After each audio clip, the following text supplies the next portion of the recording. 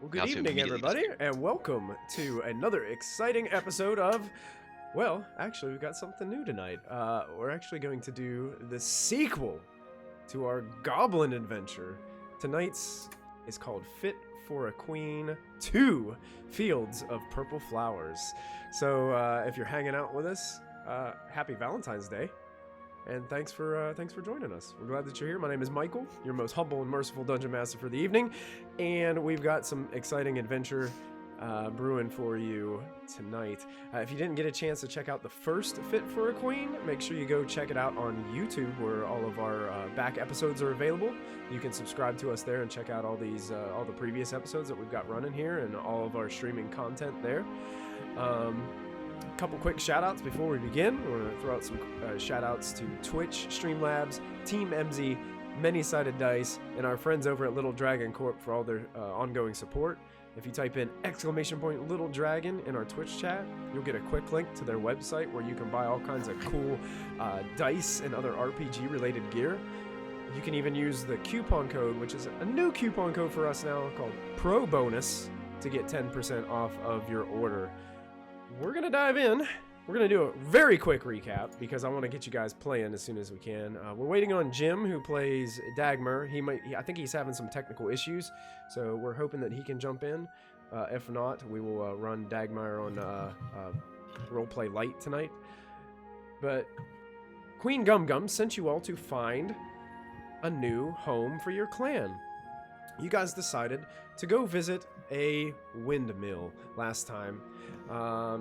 And you made your way there, spent a night overnight, tripping on some mushrooms, and it started off with a bang last time, Ani, as they decided to just go ahead right for the mushrooms right off the bat. They made it to the windmill, had trouble getting inside. There was a lot of things going on. Random things happening at the door with a bunch of buttons on it. Klorg was using a grappling hook to try to attach it to the windmill itself to get up to a window. They fell a few times. It was very entertaining. Long story short, they ended up catching the first floor completely ablaze. Made their way upstairs, got into a conflict with a very old wizard with a suit of animated armor. They ended up defeating the wizard and his suit of animated armor, grabbing some things, realizing that the whole place was set ablaze, and they watched the place crumble into a giant bonfire on the hill as they walked away. And one of the last things that Dagmar said, the field of purple flowers sounds pretty nice about now. And you guys just slowly walked away, dragging the corpse of the dead wizard with you. I approve. So, if you want to get all that wonderful action, visit our YouTube and check out Fit for a Queen. But we're going to start tonight with it being about 4 days after this occurred. You guys made your way back to the small camp where your nomadic clan of goblins has been camping out. Gum Gum was both pleased and disappointed that you were able you were able to find something, but you didn't accomplish your goal. So she immediately sent you back out. Rum Rum, the goblin, decided to stay with her queen, and you guys have been a new goblin has been put into your ranks.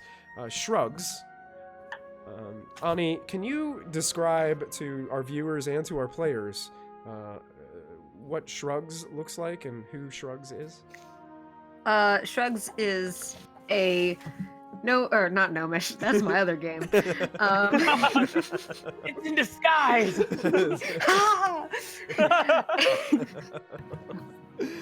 A goblin bard, excuse me. That is dressed like very actually similar to this. I guess I'm cosplaying tonight. Just like very neat and proper, and looks very uncomfortable with social interaction. Perfect for a bard. That's it. Outstanding. Yes. Perfect. Yeah. Now, last time you guys got some information that in the I always have trouble pronouncing this, the Limbir Vale, or the Delimbir Forest that's to the east. of your location. There is a, I don't know, there were rumors of some kind of forest that had interesting small creatures that would fly around with almost these sparkles that just trailed behind them, kind of like Tinkerbell style creatures. And there was a rumor that there was a elegant and beautiful tower that was present somewhere within this region. And it was located within, just outside of a field of these brilliant purple flowers.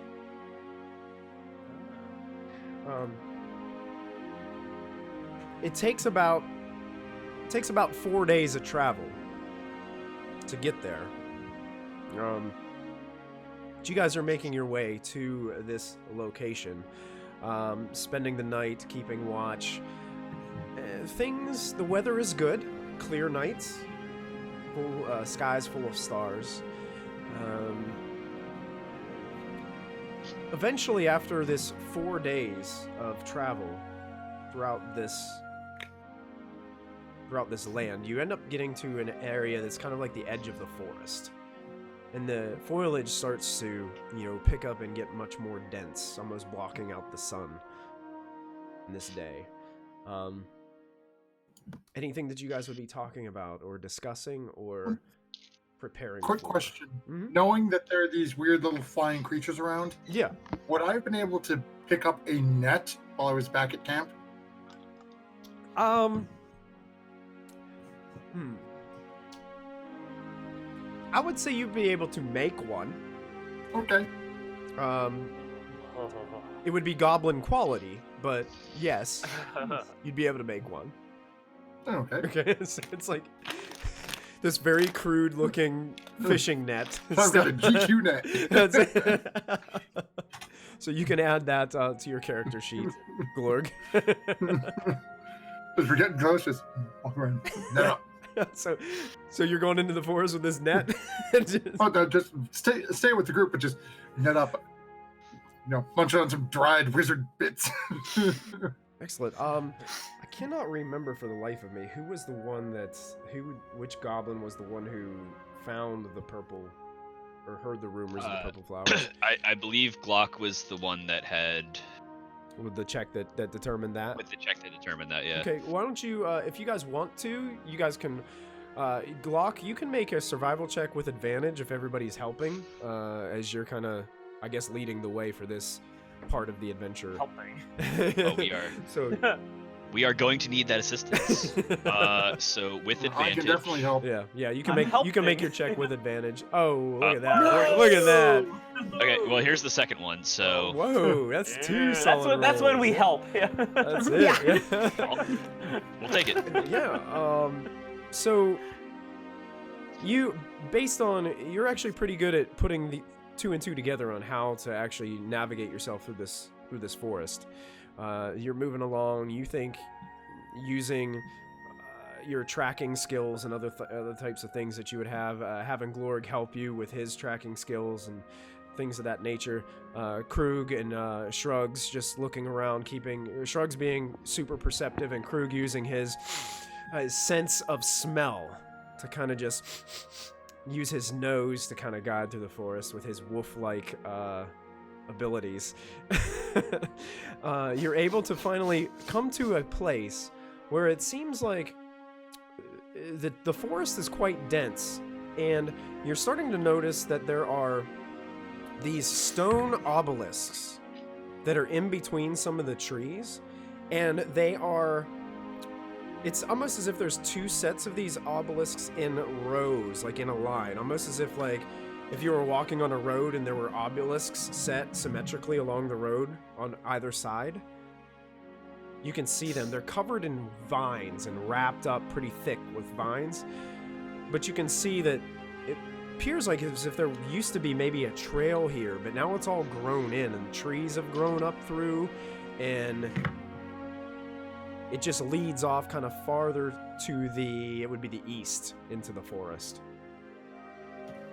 Are they like this? like dominoes standing up, or are they like? Yeah, imagine kind of like Panels. if you're driving down a road, and if you've ever driven into like a town where they have these trees that are all set perfectly in the side of the road. Yep. It's kind of like that, but they're stone obelisks that are But just. are they facing towards each other? Or are they Um, facing flat side towards the street? Like if we were playing a game of dominoes, you stand up and you could knock them over and they'll all I would fall. say they're all square. So they're all square. Oh, and they have four kind of basically the same size. It's just imagine these tall like pillars that are sticking up Okay. on either side. They're obviously not as tall as the trees, but I would say probably about 15 foot high.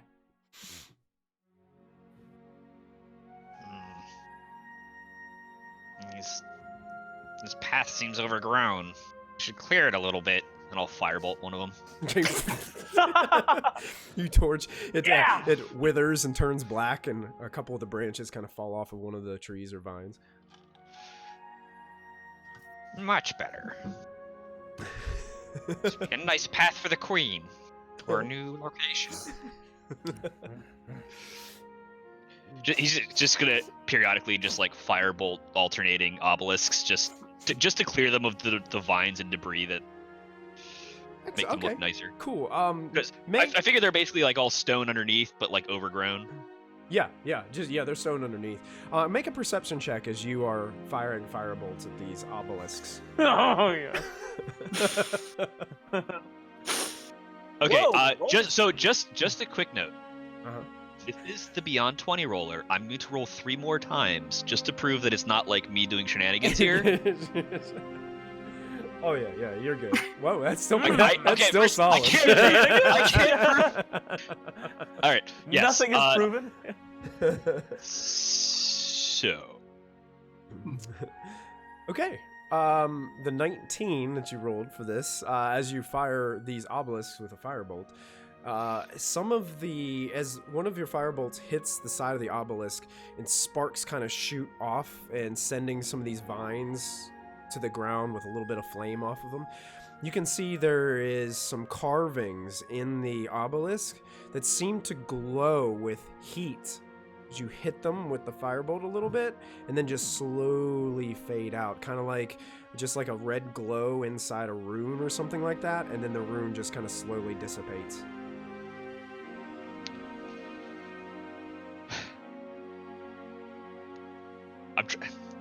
I know what I would like to do as a player. But this is a goblin. So I acknowledge that I see them. Do you want Glock to make a intelligence check to see if he kind of like understands It's pretty. that they're glyphs? How about let's make a religion check for me. I will happily make a religion check. Jeez. Little cheating. Beyond 20, guarantee success. Except once we go into combat and then you. Oh yeah, it's gonna be nat ones all night. Okay, let me double check this.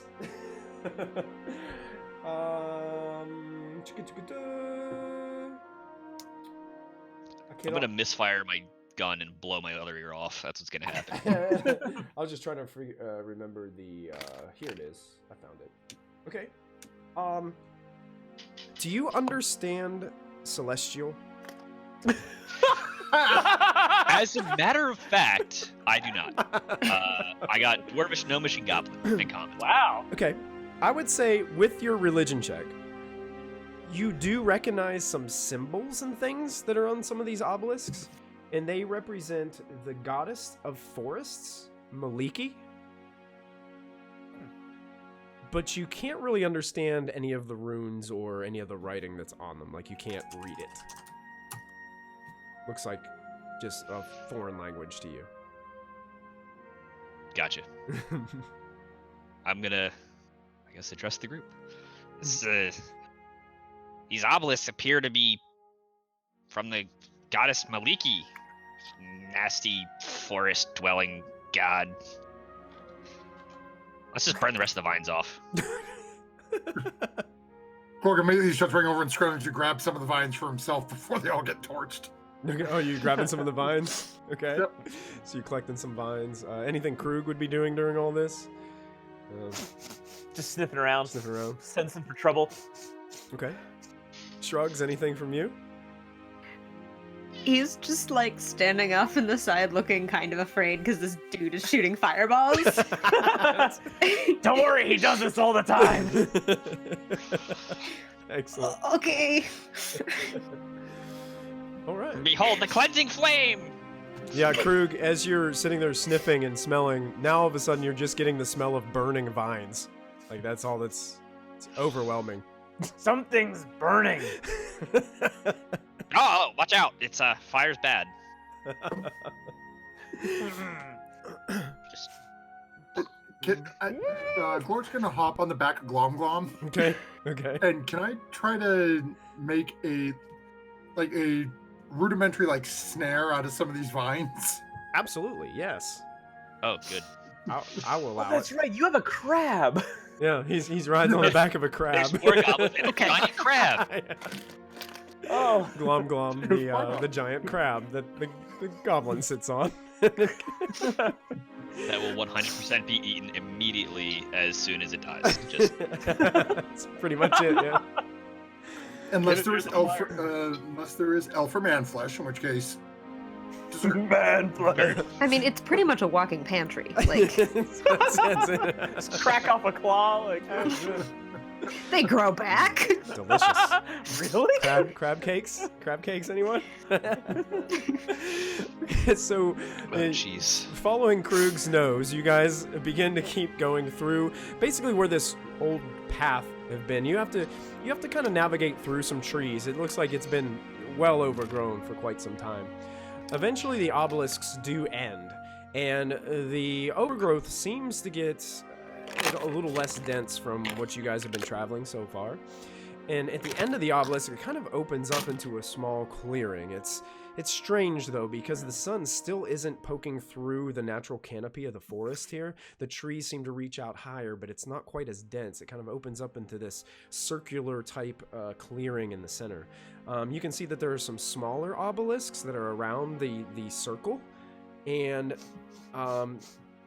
laying next to one of the obelisk, it looks like there is an adventurer's backpack just sitting there, and a sheathed short sword just sitting next to it. no body. Make a perception check. Okay. Perception. 7 to roll 20. Okay. 17. No body. Hmm. There is a water skin laying next to it as well. Is there anyone in the woods peeing? Hey, Boxing, where are you Yeah. This guy walks out of the woods. Zip.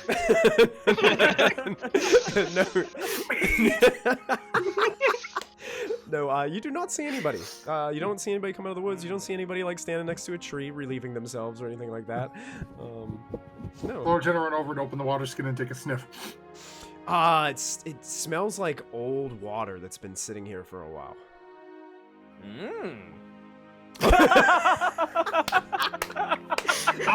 Glor, take a point of DM's inspiration, please. Oh. Yeah, it tastes like stale water that's it's been in a water skin for a while.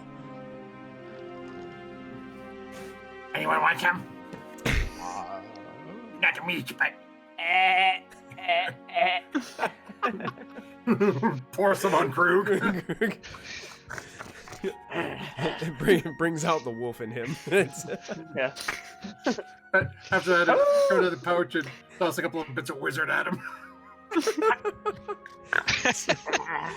Stale water and minced wizard. Oh, it's delicious. Would that make it like wizard kippers? There you go. Oh. Dagmar seems to be walking around all these obelisks as well, kind of just inspecting and looking around. He's sniffing the air, looking desperately for these purple flowers that he would like to pick and study. I want to walk up to the pack and take one of my drumsticks and sort of like poke at it, like Just a little poking at afraid, it? but just like, yeah, Yeah, just see if anything You happens. poke it a couple times, it just falls over and spills out what looks to be like maybe 4 days worth of trail rations. As it tips, he jumps back like. And as you jump back, you can see that there's like this little rat, like goes, then looks at all of you, and then I want to try to catch it. I will immediately shoot it. okay, go ahead and make your shot, Glock, and I want you to make to use a net. I wonder if we let's just make it dexterity based. Let's just make it. Oh, okay. Just roll d20, add your dex.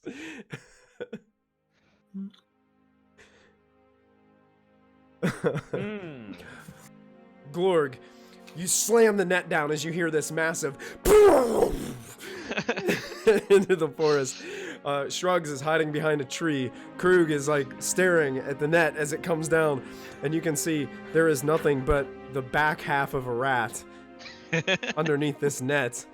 Nice catch! His back leg is just like twitching as it's missing the whole top half of it.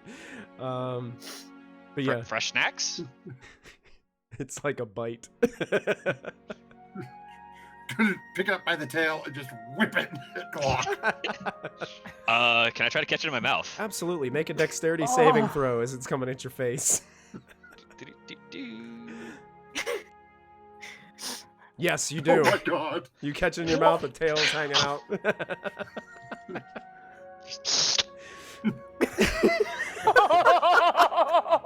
I can't compare with that one. Glock, please take a point of DM's inspiration. That was good. Oh, goblins. Stillwater, wizard bits, and rat tail spaghetti. Yeah. Reminds me of home. Yeah. Except for these nasty obelisks. Shrugs, it just looks like a couple of things just kind of fell out whenever you were kind of poking it. Looks like a lot of standard adventuring gear. Tinderbox. Couple candles. Fire. More fire. It seems like an objectively bad decision. There's a bedroll attached to the bottom of it, and the cliche 50-foot hempen rope, attached to the side. Yeah, he's probably not gonna take anything. He already has all that stuff. Okay. If you are not taking it, Glock will take the rope. Glock was going to say the same thing because somebody shot my rope. To be fair, I shot the rat. Oh, I did shoot the rope. Yeah. Yes, you shot the rope. Glorg, I have present. It's a gift. I definitely didn't just steal off the ground right here. Attach onto the saddle on the crab. So you got 50 foot of rope that was gifted to you generously from Glock, who you just watched him steal it from a backpack on the ground. Yeah. If they steal my food, they steal my rope.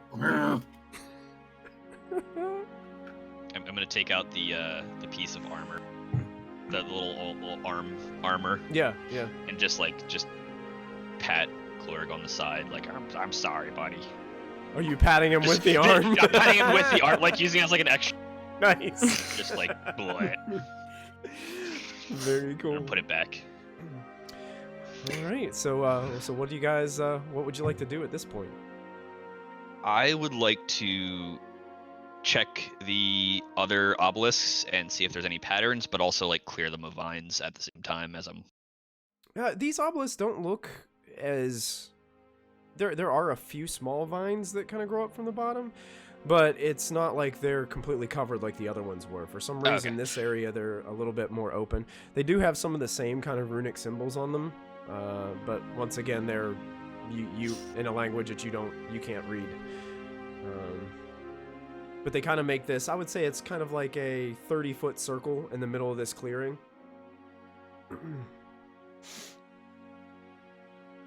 Does anybody speak stone gibberish?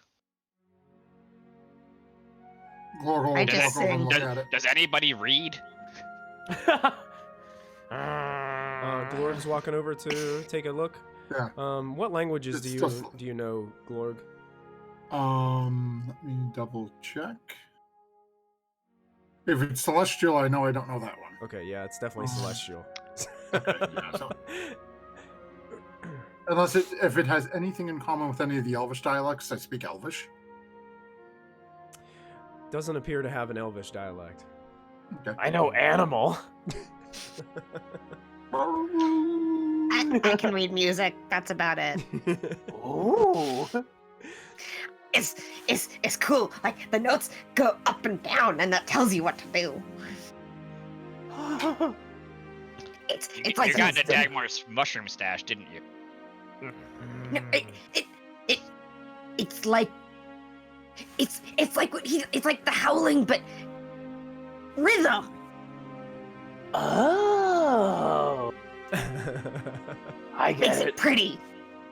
And so he's gonna like hit on his drum a few times. Like, pretty. Glorg, as you turn around from inspecting like this obelisk, with that perception check that you rolled before, you notice in the center of the circle of all these obelisks, looks like a boot. Run into the boot. There might be a foot in it. Perfect. You begin It's a to port key. you begin to run into the center, and you start to sink. I'm gonna roll a d4 to see how far you sink. Bye bye, Glorg. So I'm very obviously not paying attention to. Oh, like, God. in the center. How tall are you, God. Glorg? Not that tall. You sink 4 feet into quicksand. Are you still riding the crab? No.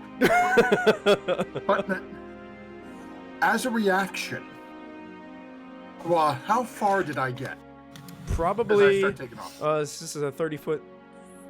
You got almost to the boot in the center, which would be about 15 feet away.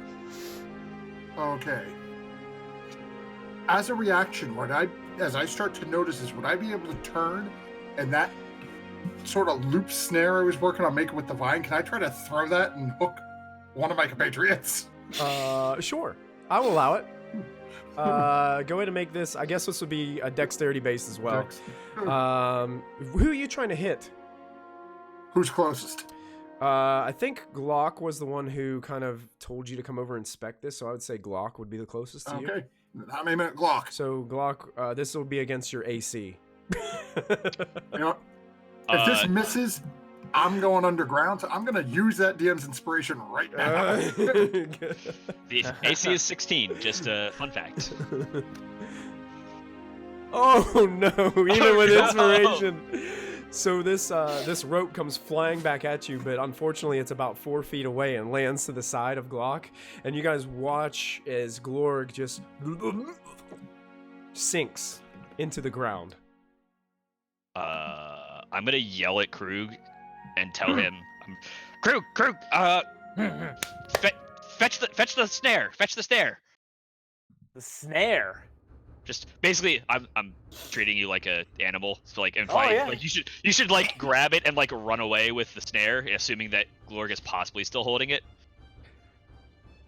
We had a. Okay, yeah. So he tried to like throw a snare at me, and I just watched it fall flat and he disappeared into the ground. Gotcha. It's, So, like, like, it's yeah. like a rope snare. It's almost like a slip knot. Just Gotcha. an open Lasso. loop Krug, tug of war. I'm gonna die for it. I want to win. Okay. Here's what we're gonna do for this situation.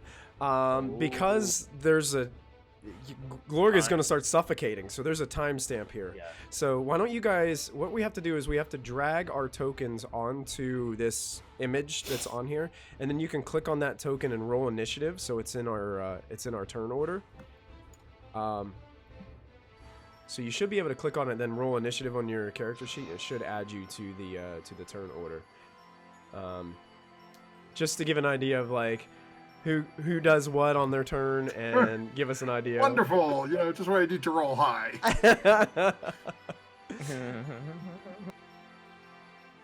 So I just click.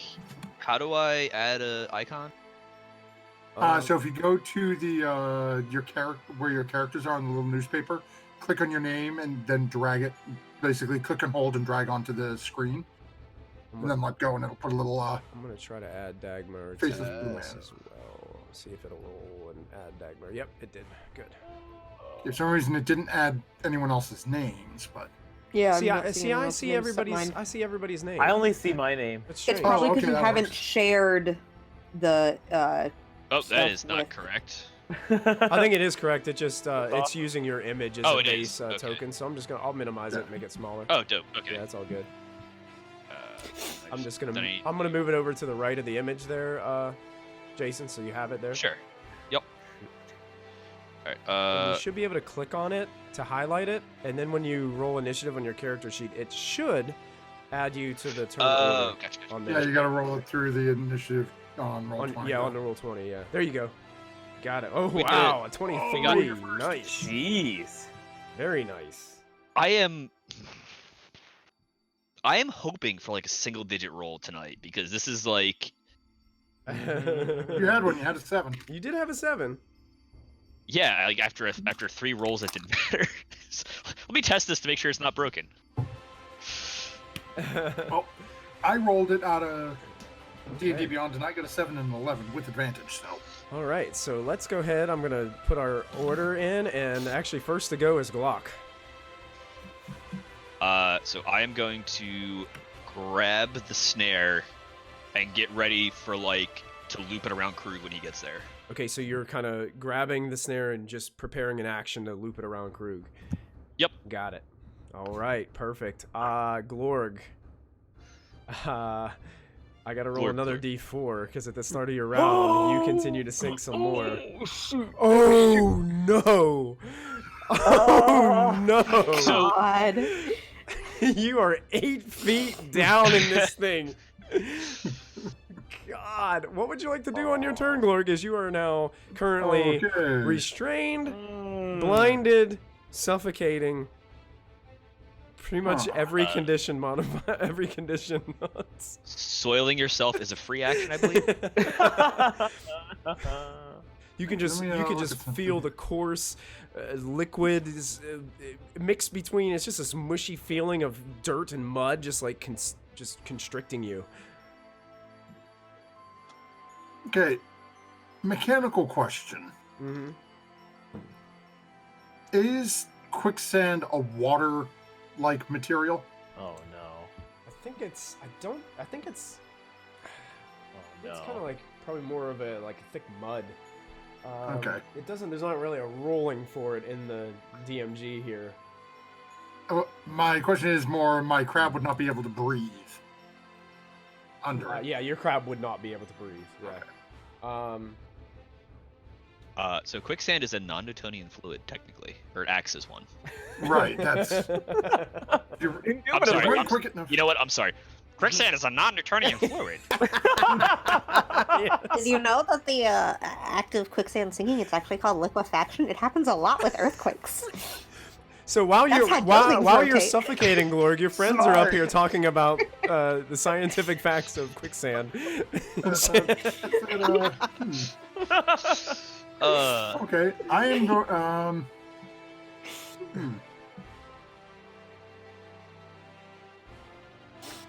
Okay, I have a pot on me that I'm going to just try to pull this pot out and just try to like start shovel it, see if I can get anything away from my face. Okay. Oh, okay. And make a strength check with disadvantage. You are restrained and.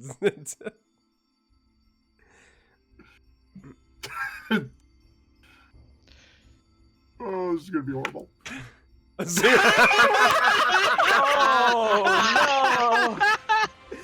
Oh no. Goodbye. Glorg, you thought that you grabbed the pot, but it was actually your homemade net.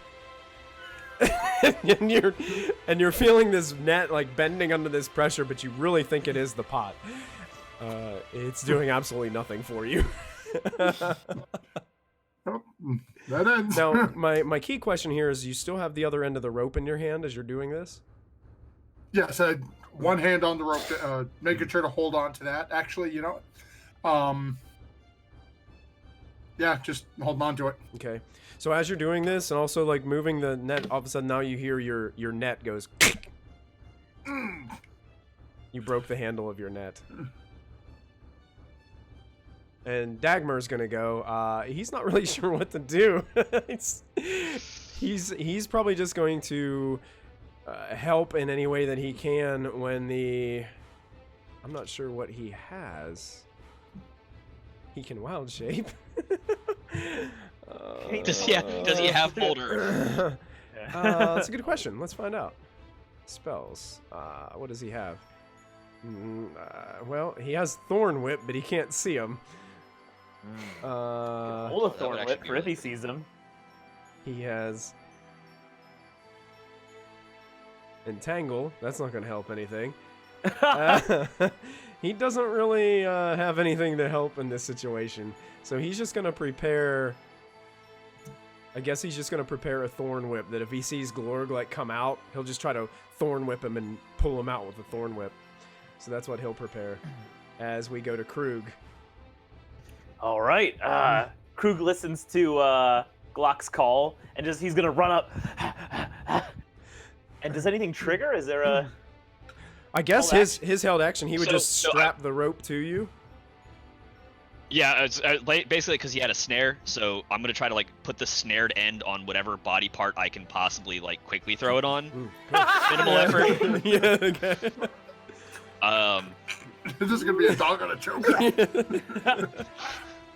All right. Yeah, I'd say that'd be easy enough, and you still have probably like 20 feet of movement, Krug. Okay. I want to grab the rope with Okay. both of my brawny knuckles, and I just want to start pulling. Oh, and by the way, I guess I'll use my bonus action to rage. Oh, gonna rage. Yes. Yes. Excellent. That's what he goes into. Foaming at the mouth. He goes into this rage, grabs his rope and starts running with it.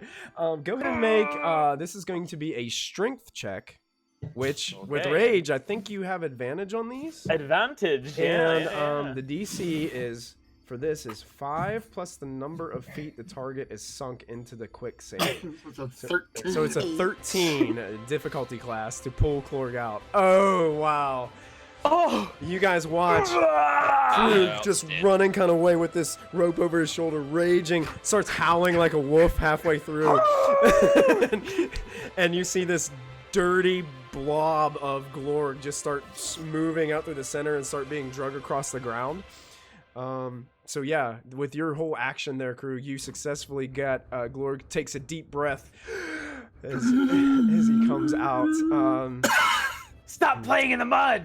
I assume he doesn't immediately get Thorn Whipped at that case, but He doesn't. unless he does. Well, what is Dagmar's intelligence? Dagmar is like a vegan, isn't he? He's probably pretty docile. I'll go ahead and make an intelligence check. He is a goblin. He's smart enough not to Thorn Whip him. He sees what's going on and backs off of the Thorn Whip. We're technically still in initiative though, because Klorg, even though he's out of being sunk in the quicksand, he still has about 10 or 15 feet to where he's actually on solid ground. So Shrugs, you are next up in the order. Is there anything that you would like to do to help the situation? Well, it's not going to help the situation. He would start playing taps on his drum. Excellent. Outstanding. That is outstanding. Go ahead and take a point of DM's inspiration. And you know what, Krug? I'm going to give you DM's inspiration as well for using your rage to your advantage to pull your friend out of the quicksand. That was pretty Thanks, smart. Captain. So just playing some taps? Are you using it to inspire anyone? Oh yeah, I suppose that's the thing I can do. I always forget about audio inspiration. I'll give Glorg some inspiration. Okay, Glorg, you've been inspired by the playing of taps on the drum. You're like, I don't want to die. Okay, So that's a D6, by the way. D6 inspiration. What we'll do right here, since we're at the top of the round, it's going to be easy enough for Krug raging to pull you the rest of the way across the solid Well, I ground. technically lost my rage after that because I didn't take damage or hit an enemy. But honestly, though, with this Yeah, happening kind of like split second, your rage would run out, but Cool. it'd be really easy for you to Yeah. pull Glorg to the side. And we're going to go out of our initiative order, as it seems as if you guys were able to get your friend Glorg out from the predicament that he was in. And he is covered in quicksand and filth as he's sitting between two of these obelisks on the side.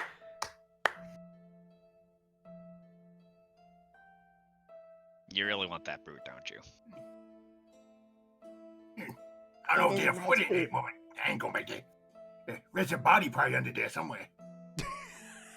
You can tie the rope to me and then try to go in there.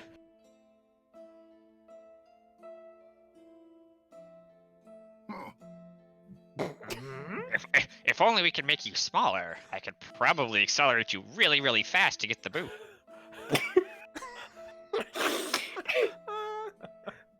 You could chop off his arms and legs, make him smaller.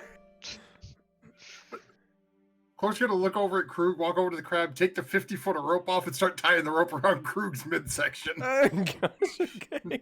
What's the meaning of this? You're tying him up? Just around the midsection. Then Okay. he's gonna take the other end of the rope and start tying it around himself. Okay. Perfect. Well, that's happening. Shrugs would cast Mage Hand and just go and try and grab the Did the boot? And so this glowing greenish hand just has as you're finishing up the knot, Glorg, around your waist, and you tie it nice and tight. You look over your shoulder, and this glowing hand, is just holding the boot by the back. and you'd bring it back and just like drop it right in front of him. It just goes right on the ground in front of you. Before even looking at Shrugs, is there a foot in it? There is no foot in it. It is an empty boot. I put my hand on his shoulder. Look over Shrugs. You could done that before. Yeah, I didn't know you were going for the boot, nor that it was dangerous. But yeah, I could do that whenever I want. And my Mage Hand forms a thumbs up. Block is gonna look at Shrugs with a newfound appreciation, and then look at the boot, and then look at Glorg, and then look at the boot, and then I'm gonna try to inspect the boot and see if it's anything besides just a boot. Okay, make an investigation check. See if you can learn anything about it.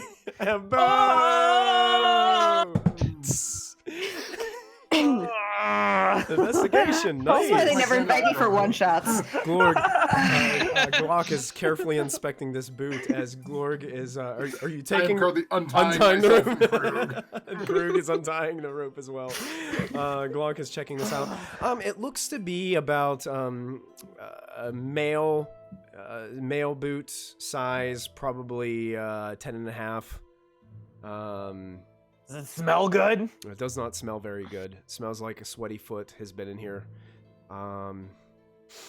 It seems like it's He's probably been marinated. the boot itself has probably seen 3 or 4 months of adventuring, so it's definitely worn in.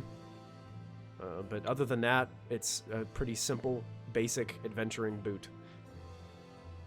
Is it leather? It is leather, made of leathers. Yes. I'm gonna You look. can eat leather. As Takes a lot of chewing, Shrugs but- gets, I have Shrugs gets the salt and standards. pepper shakers out and ready to eat the boot.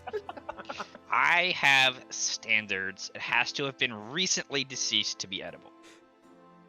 Well, I mean, if you're traveling and you can't find anything else, I mean, you could just Yeah. let it stew for a little bit, or you could just kind of chew on it while you're hiking, or it works. It's not the best, but that works. And if it's there- marinated, Martian's Gum Gum shows worse. I have to make a con save to not throw up right now. Just memories of Gum Gum's queen feet. Yeah, sure. Why not? Yeah. Right. Do. That one. Oh. You a little bit comes up into your mouth, but you're able to pull it back down. Thanks, Clark. I suppose I deserve that. Is there anything above us? Make a perception check.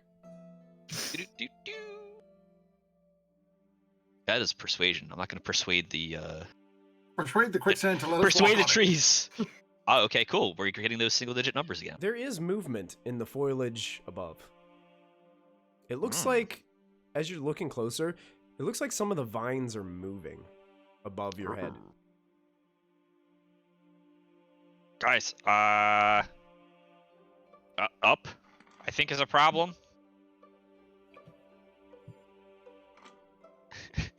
I'll just look it up. They're just, the vines are like slowly clinging to the foliage cover of the dense tree canopy above.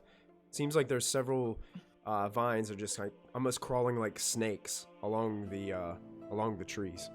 None of them are really like they're how far is the range of Mage Hand? They're pretty high up. 30, I think. 30. Yeah, you could probably get it. So you're gonna poke them with Mage Hand? Yeah, just kind of. Can I shoot one with an arrow? You could, sure. Yeah, you poke one with a Mage Hand, and it does like what a snake would do when you poke it. If you poked at a snake, it like jolts back kind of quickly, but it looks like a vine. And then looks like Glorg's getting an arrow ready and like pointing up to this thing. I don't like this. I'm gonna shout up to the vines. Okay. Anybody up there lose a boot? Okay. You shout up to the vines. They seem to respond the same as they've been, just moving along the canopy. Glorg, are you firing? Yes. All right, so Glorg fires a shot up towards these vines and sticks one of them right into the side of it for 5 points of damage. So since Glorg did that, I hate that I took our initiative order off, but I need everybody to go ahead and click on their tokens, and we're gonna roll initiative again. It seems like the vines now are not very happy that they got shot with an arrow, and some of them are starting to descend down from the tree limbs. That's what they get. I mean, if he didn't do that, I was going to shoot with a firebolt, so... I think this is Dagmar. The snakes to their meat and we can eat the meat. I think this is Dagmar's token. Tree meat, yeah! That's right. So Vines, the vegan meat. Let me go ahead and roll initiative for these guys. Probably didn't add it to the order. Nope, it didn't, because I didn't click on anything. There we go. We'll just add Vine. And it looks like they got an 18. Nice. Did everybody else roll for initiative? Does Glom Glom have to roll his own initiative? Oh, Matthew, or do you just want to? We can just say he just goes on your turn if you want to. Okay, up to you. It's either way works for me. I mean, you probably have a better chance of him going sooner if you roll them separate, but it's up to you. Let me see. Takes turns on your initiative. So it takes turns on your initiative. Okay. Yep. Yeah, so it'll just go with you. And I'm gonna change our music to something a little bit more action-packed now that these things are descending down onto you. We'll go with this one, and we'll turn the volume down because I don't want it to be too overbearing. There we go. It's a little loud. Cool. All right. First up in the order is going to be the vines. Your attack did 5 piercing. Yep. Double check. Make sure I've got those set. All right. One of the vines starts to slowly kind of move down towards you. They are not very fast, unfortunately. The one that got attacked... actually, they're all using their movement and actions to dash, because it seems like there's 3 of them kind of climbing down these trees. and they cannot move very fast. They were about 30 feet away from you guys, so they're now all within 10 feet of you as they are descending as quickly as they can. Dagmar goes, so within 10 feet, I think he would probably... what do you guys think that Dagmar would do? Command plants. He has locate animals and plants. They're right here. Yeah. He has chill touch. He has Okay. chill touch. Chill. He has chill touch and thorn whip as his cantrips. Like thorn with thorn. He might thorn whip and try to pull one down, so our up close and personal bruiser might be able to do some damage. That's a good idea. Yeah, let's thorn whip. He's gonna thorn whip. So here comes his thorn whip. at this Because he guy. can pull it based on the destination. I don't think it has to go to him if I remember thorn whip right. That's weird. Why is it giving me an endpoint value? It's a cantrip. Let me just try to submit it. Okay. Oh. Something's not That's set right on strange. his character sheet, I don't think.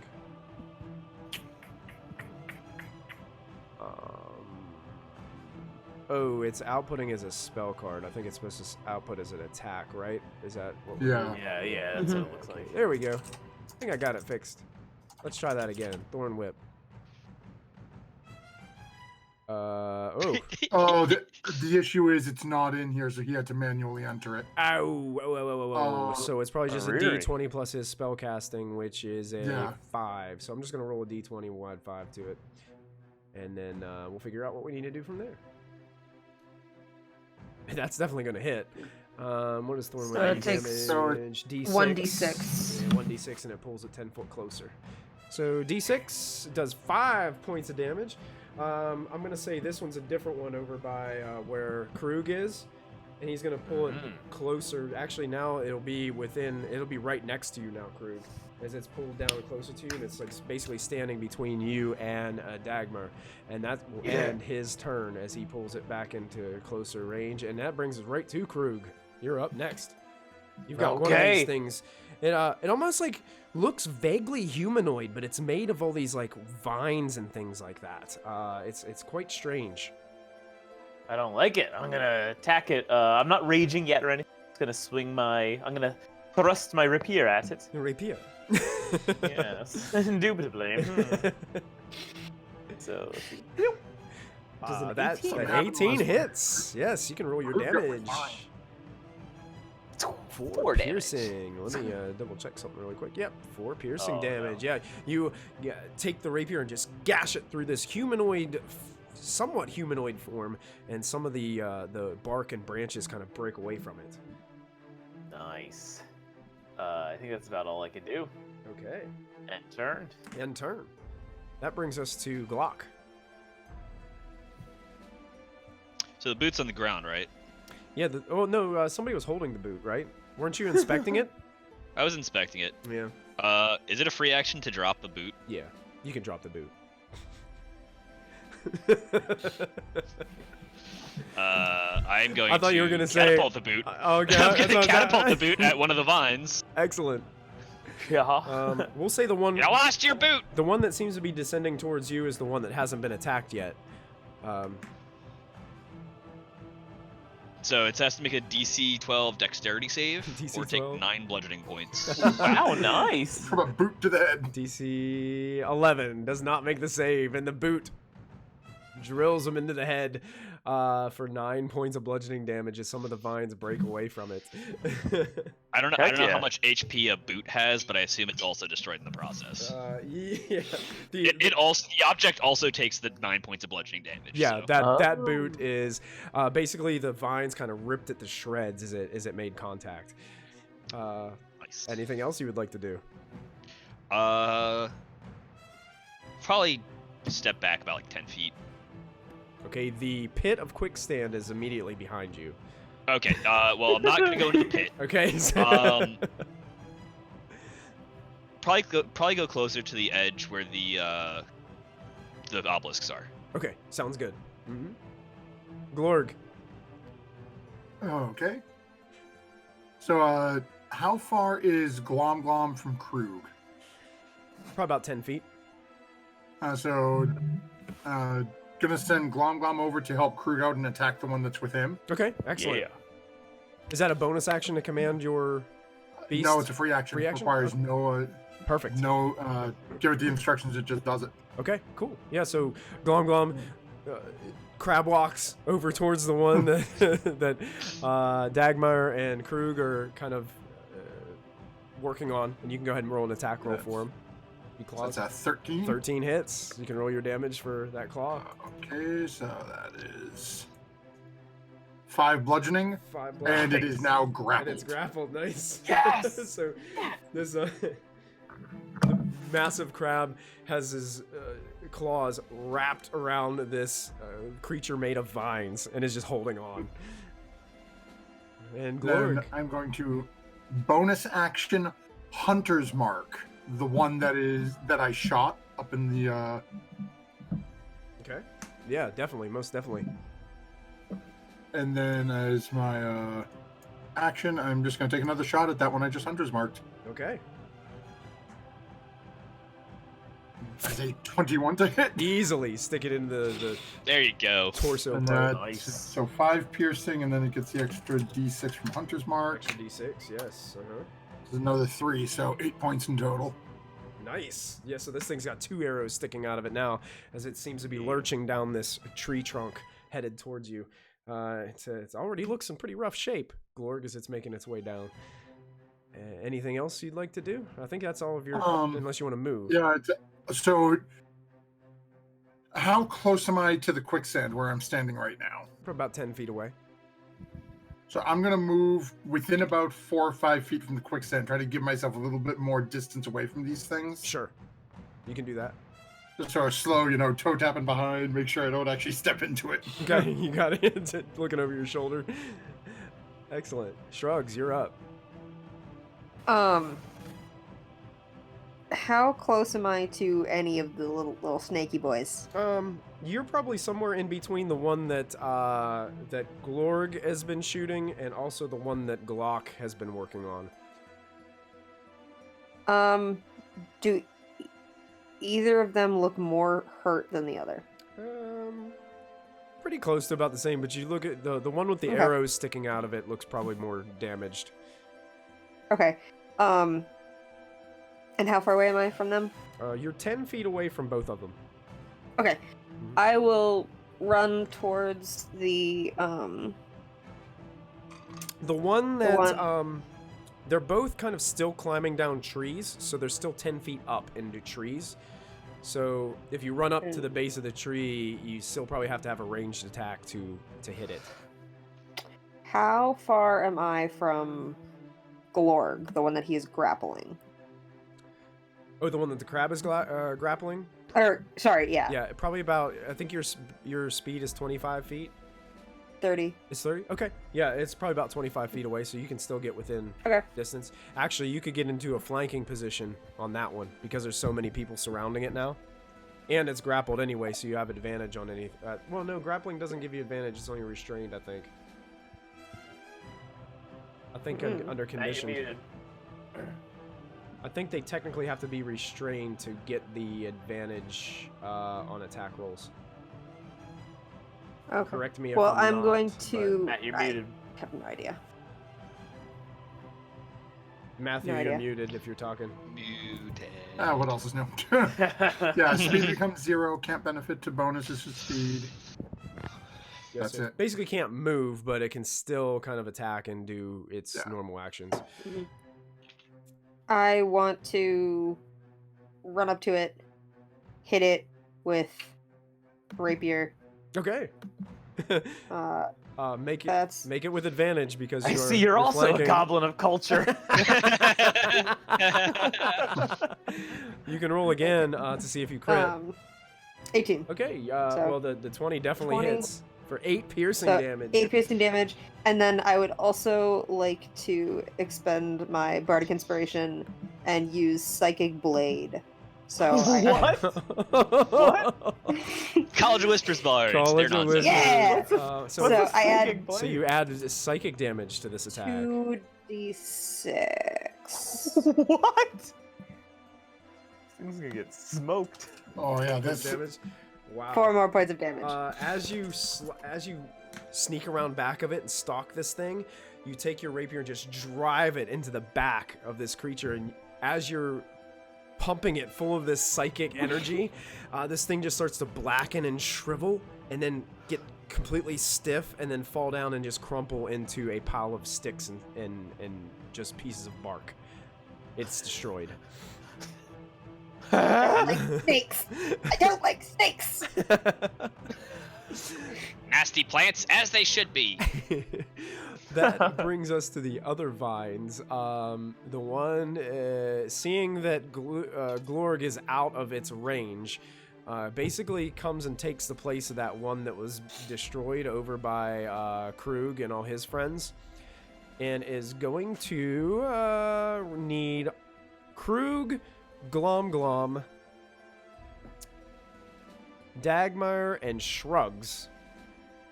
You guys are all going to need to make a strength saving throw for me, as all of a sudden vines and roots start to emerge from the ground around where this thing is standing. It's going to entangling plants start to rise up in a 15-foot radius around this creature. Oh no! Oh no! And How There's did a the strength crab save. beat you? It's got like 8 legs. Ooh, Shrugs is also restrained by these plants that are wrapping around his legs. He is screaming at the top of his lungs. He does not like vines. Strength save for Dagmar. Dagmar is also restrained. Oh my god. What about Glom? Is Glom restrained? I'm gonna roll Oh, first 12. Oh, the crab is the only one that dodged the plants.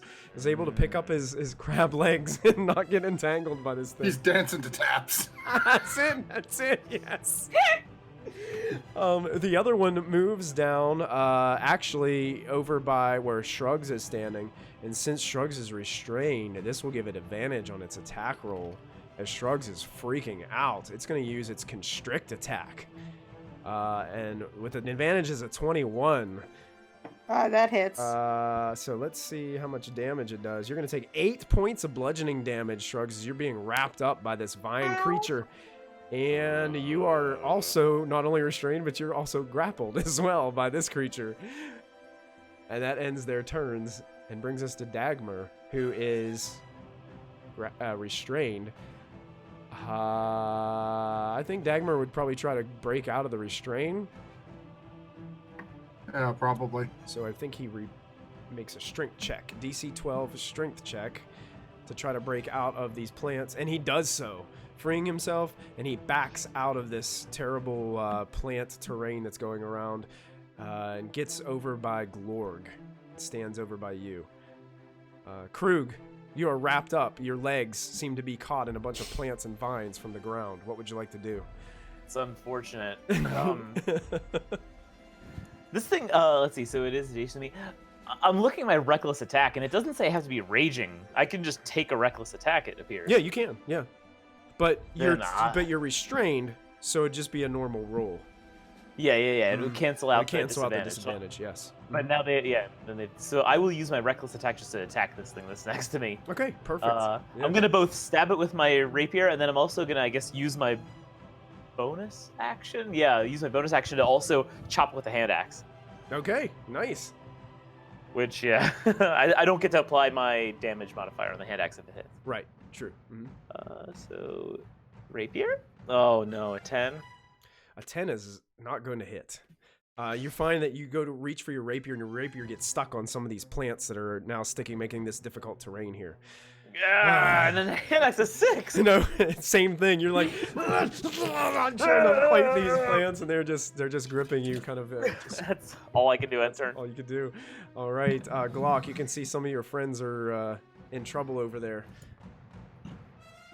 So, just clarification questions before I do what I'm about to do, and I'm sorry.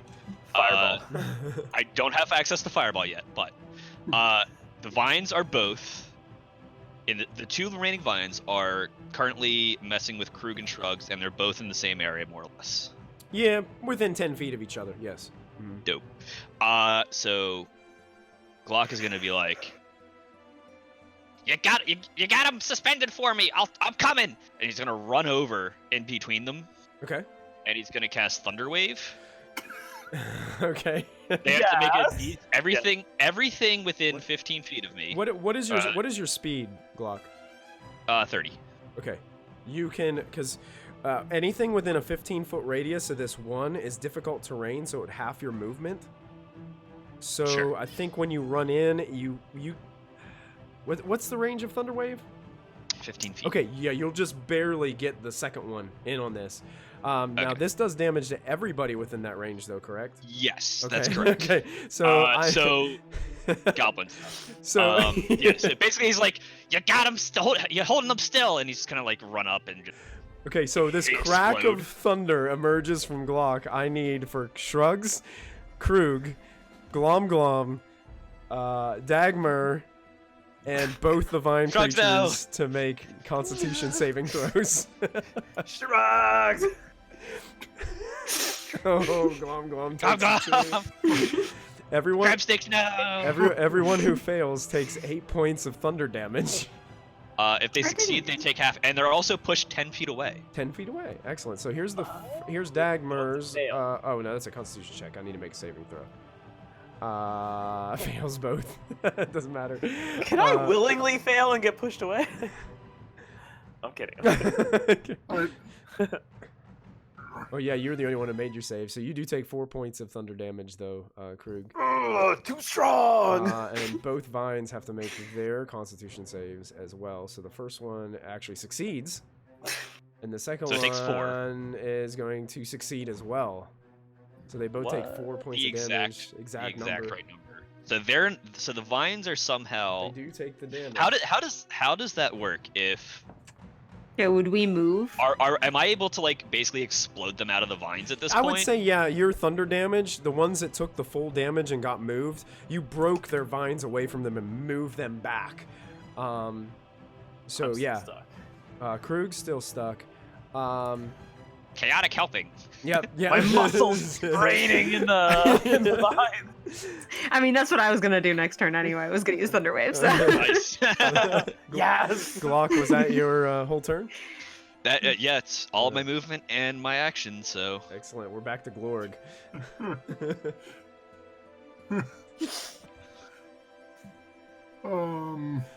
Do it. Whatever her crazy thing. Do it. Hold on, I'm just. I have so much health. Ah, Give me your worst.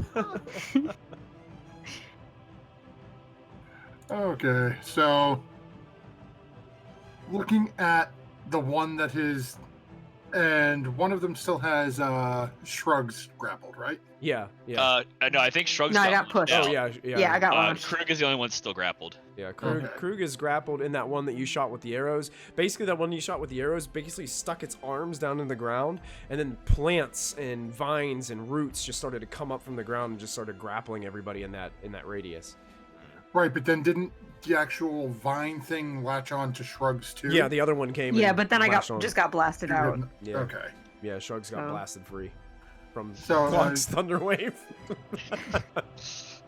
Uh, You guys those who are were you guys are restrained- picking up exactly where you left off, and it's fantastic. There's 100% less fire this time. Those So who far. are restrained Priceus, I doubt Glock would as he was charging over that direction. As Lorg watches this explosion of thunder come out and watches Glom's shell crack. Oh. The arrow comes out and is pointed at the back of Glock's head. And you can see, and then turns over and shoots the one that's hit with the ground by Krug. Okay. Excellent. You can make your attack. This is the same one that you have hunters marked. Beautiful. Okay, it's a 17. That hits. And honestly, you don't even have to roll your hunter's mark damage, because that was enough to shred it and snap its vines and turn it into a pile. Krug, you are now no longer restrained as this thing falls My down and all the flex! roots just fall to the ground. Pop my pecs. And then as a bonus action then, Uh-huh. I'm going to move my hunter's mark onto the last remaining. All right. Perfect. Yes, easy enough for you to do. Excellent. You gonna stay put? No, I'm gonna walk up right behind Glock. Okay, you walk up right beside Glock. Shrugs, you just got viciously moved out of your grapple. It seems there's one more of these vine creatures standing over there. It's like the Garfield comic after Garfield gets beat up. He's like, shh, whimper, whimper, pain, whimper, moan, pain, whimper, whimper. And he's going to cast Cure Wounds on himself. Okay.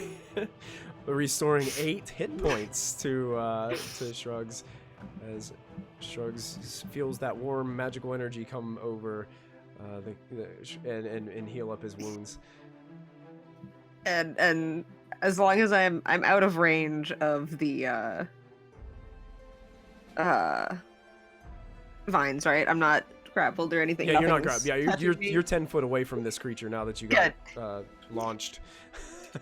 Yeah, no, he's just like, nope, not going anywhere. Alright. Just gonna stay back here. Okay, perfect. He's done. The last remaining vine creature, seeing Krug there, probably pretty much closest to him, is just going to go ahead and make a constrict attack against And Krug. he'll have advantage. He'll have advantage on this roll, yeah, because of the at 11. I don't think it's going to hit you. No, it does not. You dodge out of the Please way say it as this thing doesn't. smacks the ground next to you. Dagmar goes. He is standing about 10 feet away. Is anyone looking in like really rough shape or anything? The crab. Probably Glock. Yeah. Oh, the crab. Yeah. I was. He's gonna go ahead and cast. I'm doing okay now. He's gonna cast Sort of. his first level spell. He's gonna cast Old Bay. I cast Lowry seasoning salt. That's so I good. cast crab cakes. Crab cakes. Wow, Glum has restored 11 hit points as Dagmar Dang. uses Cure Wounds. Longglum is back to full health. And I'm not sure how many spot. So he gets 4 slots total. I think this is correct. So he's down to 3. Okay. Good. And that's all he's gonna do for his turn. Crew, that brings us up to you. You got this vine creature trying to smash you. I'm gonna reckless swing slash here. Okay. So the 7 probably, or just a 13, I guess, because 13 hits. Yes. Nice. So that one is a solid 6 damage. 6. It's still standing. And then if the 23, and I have to, this isn't gonna work quite right, because it's not actually 7, it's only 5. It's only a 5. Yeah. Okay, you hack through it with both weapons, actually separating several of the vines off of it. It looks in real rough shape, barely holding together, but it's still standing, Krug. All right, it's up to you guys. End turn. All right, brings us to Glock. Who's standing there watching this right next to you. Glorg's standing there like looming over Glock. I'm just disregarding Glorg behind me. He's gonna try to firebolt, and it's clearly unsuccessful because it's only a 10 to hit. So A 10, it because you're actually, you'd have disadvantage on this because you're standing like right next to it too. So oh geez, I'm probably not gonna roll. Ooh. Oh look, I rolled less. I rolled a nat 1. It goes flying off into the distance. Shrugs, make a dexterity saving throw for me, please. Oh no! I'm good at that. Oh no, it's max damage. Oh, yeah. 24. Oh, thank Shrugs, goodness. Shrugs does this really cool looking cartwheel out of the way as this firebolt just goes flinging by your head. Sorry. But things are happening. Aim better. I'm sorry, it's right in front of me. Anything else that you would do on your turn, Glock? I'm gonna try to move out of the way. Okay. Do I get? Hold on. Let me see if I have. So I can bonus action disengage because goblin stuff. Oh yeah, that's true. Yep. Yeah, you can disengage. So I'm gonna bonus action disengage and then try to like move whatever my speed is away from. Oh yeah, easy enough. Okay. I wasn't sure if it was still difficult terrain or not. No, because that particular vine creature was destroyed, so that stopped when he died. Okay. Okay. So I'm gonna stomp on its remains as I'm like. Oh, perfect. Yeah. You're cracking and crunching some of the vines under your feet as you move along. Glorg. You were never mind, standing. You were Ryan. standing back over Glock's shoulders, and he just disengaged and disappeared from in front of you. I threw my entire plan out the window. No attack of opportunity for you.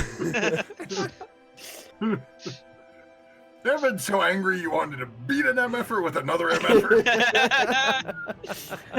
Oh, if you would have said that was a plan, I would have stayed still. Oh, there'll be time. When it is not expected. How close am I to this other one? Because you moved up to Glock, you'd be within 5 feet of it now. Oh, okay. And how far are we from the quicksand? About 10 feet. It's kind of 10 feet to your right. You can see the obelisk, and in the middle of the obelisk is where this quicksand pit is. Let's see here. And I am just going to... I've got my hunter's mark on, so I'm just going to take a shot at it with my... put my crossbow down and pull my spear out and just try to stick it in the middle with my spear. All right. You can make your attack. Ooh, don't think the 11's going to do it. Fortunately, the vine kind of wraps around the spear and it kind of pulls you almost and knocks you off balance. You're unable to get a good attack on it. It then lets go of your spear. Anything else? That'll end Glorg's go, and Can Glom reach him? Glom will have to use all of his movement to get over there, but yes, he can, because he backed off or got viciously thrown away from him. And Glom will come running over and try to claw him too. Okay. And miss horrendously. Oh yes, that will miss too. Glom seems to be distracted by all the action that's taking place. One of the eye stalks is looking at that, the other one is craned backwards looking over at Glock. Yes, nice. Keeping an eye on Glock the whole time. Shrugs, we're back to you. How far away from the last remaining one am I? About 15 feet. Okay, I will run 15 feet to it, attempt to stab it with my rapier. Okay, you have advantage because of Glorg and Glom all kind of surrounding this thing. 17. That hits. You can roll your damage. 7. That one is also turned to nothing but small, crumpled up pieces of wood and vine onto the ground. And you guys are now out of initiative order as all of these vine creatures seem to be destroyed. I'll take you guys out of initiative. Glock's gonna go to Glom's cracked shell and cast Mending to try to repair the crack. Oh, great. Yeah, that's a good idea. There's Krug's kind of licking along the cracked shell. Juice! As the mending takes place and you watch the crack glow with this magical energy and start to close itself up. This is very much not a field of purple flowers. It's not what I saw in my vision. We should sit for a while, just heal up. Dagmar, you have any more of them vision flowers? Maybe vision things we give to Glock. Maybe he have more visions. Yeah, I got one right here. And he holds up one of the mushrooms that he had from before. Gonna grab it and just shove it in your Glock's mouth. Shove it in Glock's mouth. Glock, are you? There's minor but not full resistance to it. I was going to eat it anyway, but it is now fisted into my mouth. Go ahead and make a Constitution saving throw for me. All right, here goes something. Well, that's a fail. Yeah, that's a fail. Yeah, you are definitely affected by this. You get lightheaded and dizzy, and all of a sudden you start to see different colors of as normal sunlight kind of breaks through here, but you're starting to see these weird things starting to float around, and all of a sudden this weird bubbly creature is just floating over top of Glorg's shoulder. It kind of looks like a blowfish, and it's just it's getting shot. He's shooting at it. Okay.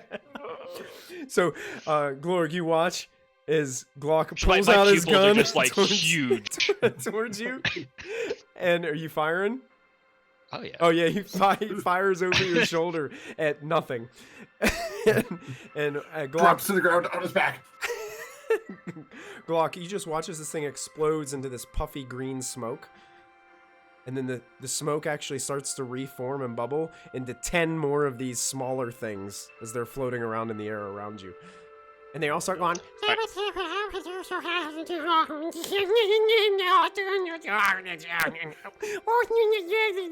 that's the noises they're making. I have the path. Lead me, strange ones. And I'm just gonna start running after him. Okay. I don't know where that's gonna go. It's just my eyes are just. You guys watch as Glock sinks into this quicksand. Can we like lasso him or something? I feel like he just like his eyes immediately dilated and then he just like shot over and then like shouted nonsense and sprinted at quicksand. How tall are you, Glock? Oh, like 3'2". Okay, you sunk 2 feet, so you're about 3/4 of the way into the quicksand. You guys can still see him. Can we lasso him with the snare I had? Sure. Yeah, go ahead and make an attack roll against him with your snare. So you'd be making a dexterity-based attack as you're trying to lasso him. The lights. They say the tower is below. Nope, you miss him. Grug, anything you want to try to do? I mean, could I jump in after him and try to Oh yeah, hoist him out? absolutely. Okay. Yes. Yeah, you run into the Okay. quicksand too. How tall are you? Probably about as tall as everybody else, like 4 feet maybe. Okay, so yeah, you sink 3 feet into the quicksand as you dive in, and you're right next to Glock. Now both of you in the quicksand. Are you gonna try to pull him out? Yeah, Okay, yeah. make a strength check. strength check. Yep. 11. Unfortunately, you're not able to pull him out and get any leverage. It seems like the more you pull on him, the more you sink. Oh no! How far into the quicksand are they? Probably only about 10 feet.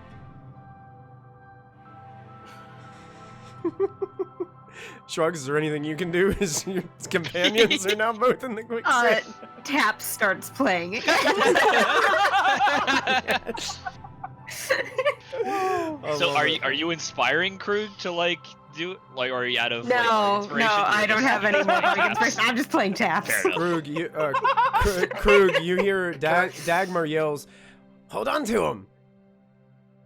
And he's gonna try to thorn whip you and try to Okay. pull you both out. I think I have to roll a d20 plus 5 because his is not working correctly. So I'm gonna roll a d20. What's your AC, Krug? My AC's high. It's like 18. Oh, then a 14's not gonna cut it. The thorn whip does Like, lashes my back. lashes your back. I'm gonna send Glom Glom in to grab him and try to hoist him out. Okay. Are you gonna tie a rope to Glom Glom first? I threw the rope at them. Oh, the rope Try is to out get in the middle of the quicksand too. How tall is Glom Glom? I have no How big idea. is I it? would say crab? I would say probably about 3 foot. We'll say 3 foot because he sinks 2. So Okay. so just the top half of his shell sticking out of the quicksand. These 2 little his eye stalks like poking out. Giant crabs are a medium creature. They're medium, yeah, but they're kind of Yeah, that's fair. Flat. hunched over and kind of flat. So Just imagine like Gosh, a it is short, your- like a it's short your crab. exciting Short round 150 onto, pounds. Krug, and basically where Krug's holding Glock, just try to grab Krug and see if we can chuck him. okay, make a strength check with Glom Glom. Okay, come on, Glom Glom. Yeah. Oh no, that's initiative. Oh, that's initiative. Oh no. Well, what was this? I mean, it should have a plus was a 1 strength, so 16. it'd just be a 17 instead. Yeah, of... it's a 17. 17. That's good enough. Krug, you feel the crab pick you up, hoist you up out of the quicksand as you're latched in with Glock, and the crab throws you, and you smack and roll into one of the obelisks as you guys are both covered in mud and quicksand. But now Glom Glom is in the quicksand, about 10 feet out, and just poking his little eyes out. Bing, bing. and he can't really move anymore. Can I use Mage Hand and grab the rope and, like, sort of pull it so that Glom Glom can catch on and then just drop the other end in front of Glorg? Sure. Yeah, this I am not a strong one. The, I will just the give him mage the hand beans. seems to go and place the rope in a advantageous position for both Glom Glom and Glorg. Give a thumbs up and start pulling on the rope Okay, make a strength check for me, Glorg. with my 8 strength. Did anybody leave Yeah. Glock unattended? You can pull him out, and he is actually free from the quicksand as you pull him free. And it seems like disaster has been averted for right now. That's teamwork. Getting up, taking the rope, and now starting to tie Glock up. You're being Glock, you're being tied up. Are you leaving my hands free? Or just Sure. like, are you just like restraining me, or like leaving my hands free? Just a leash, like a child leash. Yeah, basically, yeah. Like that, Okay. like that little, There's like that little little backpack that they wear with. shoulders around the section. Acceptable. Tied it to the crab.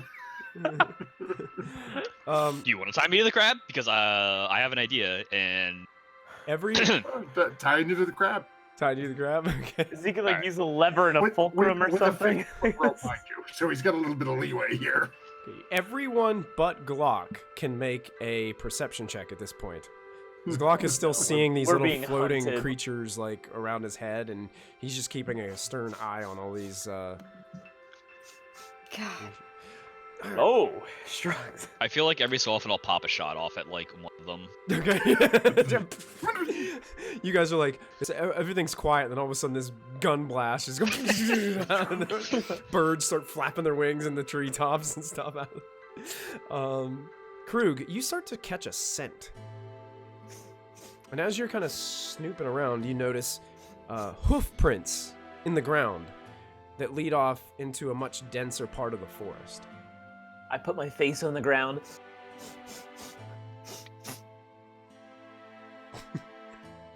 What has hoofs? Do crabs have hoofs? I'm asking. Goat. Picks up one of his feet. Ow. Goat. Goat have hoof. Is there a goat around here to eat? Are there any more hoof prints? Yeah. You can follow a trail. You see hoof print? Yeah, look. Let's follow it. Shrugs, Oh. Shrugs, make a nature check for me, please. Since you said goat. Okay. Def- Natural one. definitely a goat. It's goat. Yes! Meat, cheese, friendship. Blankets. Let's go. Follow him. I want to meet. And Well, like is- his face in the ground. Hearing all these food items, and he just shouts like to nothing, like "Follow the food trail!" Yeah. So you guys begin to. Oh, somebody as Shrugs is curing wounds again. To Yeah, I was only at 13. I'm like, yeah, before we go Ooh. off against Yeah. to fight some goats, gonna cure myself Okay. a little more. You guys make your way following these hoof prints in the trail. The trail is it reminds me of kind of like a deer trail through the woods. It's not very open. It's still hard to travel through. Eventually, you do get to a point where it gets to this thick brush. It almost makes like a wall of this thick plant, but you can see that the hoof prints lead into it. So you guys start making your way through, kind of pushing these large masses of Is it- brush and. Dry or live? It's alive. Do you think it'll burn? What does mushroom vision give me right now? Mushroom vision is still more of those like floating. They kind of if you know what a flump is in D&D, Yes. it kind of looks like that, but they're just like yellow and blue, and they're floating around, and they're just chittering and making these weird noises, and no one else can see them. You're the only one that can.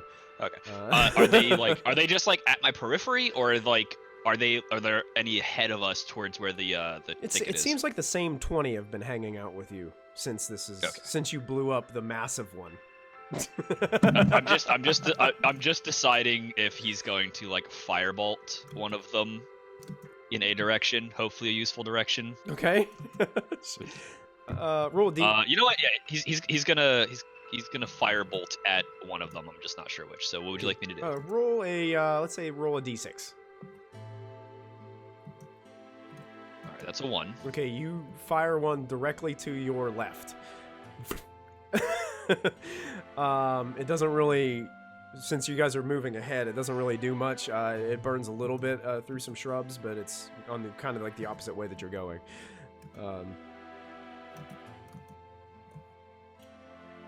But yeah, I mean, it looks like you guys can easily. I mean, I won't say easily. I guess you guys can still make your way through the shrubs without burning them down. You just can move through them if you want to. But I'll like hold him aside, you know.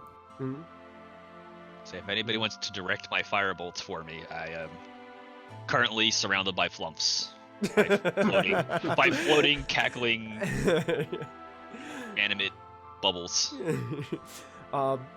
You guys make your way. It takes a little bit of time to go through this shrubbery, but then all of a sudden you start to see, it seems like sunlight is starting to shine through as you're getting to the end of it. And Krug, as you push through, you can see it almost seems like the wall opens up on the other side, and you pause for a second, you look out, and there's this majestic field of purple, lavender, iris, all kinds of beautiful flowers. It looks as if the grass and the weeds are about 1.5 feet tall in this huge field. You can see there are butterflies flying around in different parts and groups. You look ahead, you can see there's something in the distance, but it's really far away. I would say probably like 3 or 4 football fields away from you guys, several hundred yards. It looks like a tower that creeps up into the sky. Any goats? Any I goats? found the promised land. there's a lot of Let me puffy shot white you, clouds around, and then you see in the distance the colors of the rainbow as a rainbow is shooting across the sky, and it seems almost to be leading you towards this tower.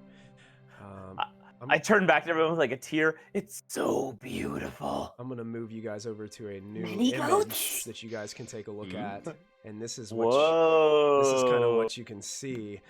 Shrugs, go ahead and make a perception check, since you were talking about goats and seeing goats. He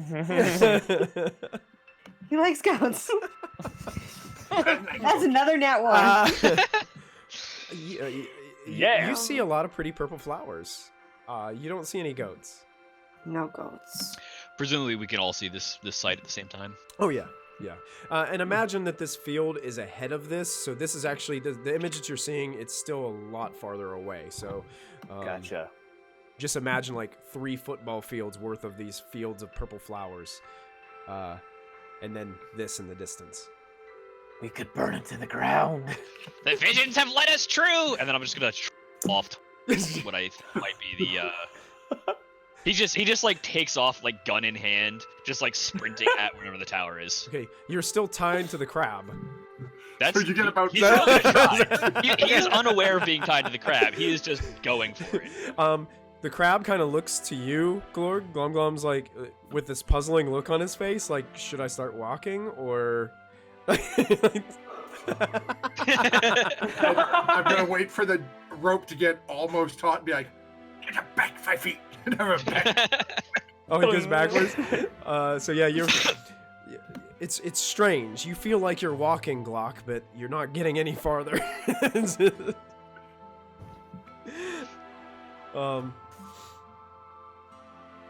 Krug, go ahead and make a perception check since you were the first one to kind of pop out through the brush. Okay. 18. 18. There's Yeah. something across the field that looks like it's grazing, probably about 60 feet away from the base of this tower. Something am I saying the right word? Quadrupedal? 4 legs? Yes. Something quadrupedal and bright white. Yeah. And tasty looking? Could be. You're not really sure. Could be an albino elk or deer. big goat. It could be a really big goat. Yeah. I'll tell everybody about it and kind of like gesture there, like, shh. Time to hunt. Are you telling Glock this while he's tripping the hell out? He's there, I imagine, yeah. How are the flumps reacting to this new bright white image? They don't seem to be reacting to it at all. They're more there to Okay. mess with you than they are with anything else. They're not really. I don't even think these flumps are aware of their surroundings. Fair They enough. just see you and they're just going. So, I'm gonna look at it and then he's gonna like look in its general direction and keep like panning way too far, trying to like see if the spots are floating, like focusing anywhere in particular. Okay, sure. So he's until this wears off, I'm utterly useless, just out of character. That's right. He's just until they're gone, I am tripped out, and if I'm startled, something's getting shot. Okay. We just got startled you in the right direction. That's if you want to. So what you guys? As we're all coming out, gonna look at this field of flowers and pick just the first one I come to and try taking a bite of it. Okay, so you pick up a purple flower and you start to bite it. Yep. This feeling of, I guess the best way to describe it is the feeling of happiness comes over you, Glorg. Opium. You just feel really happy. I mean, Puppies, puppies, yeah, puppies. it's like, yeah. Oh, the bacon.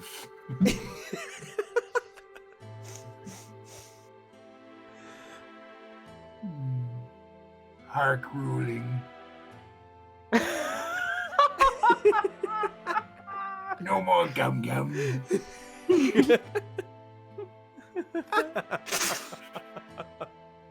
Take another point of DM's inspiration. Wow.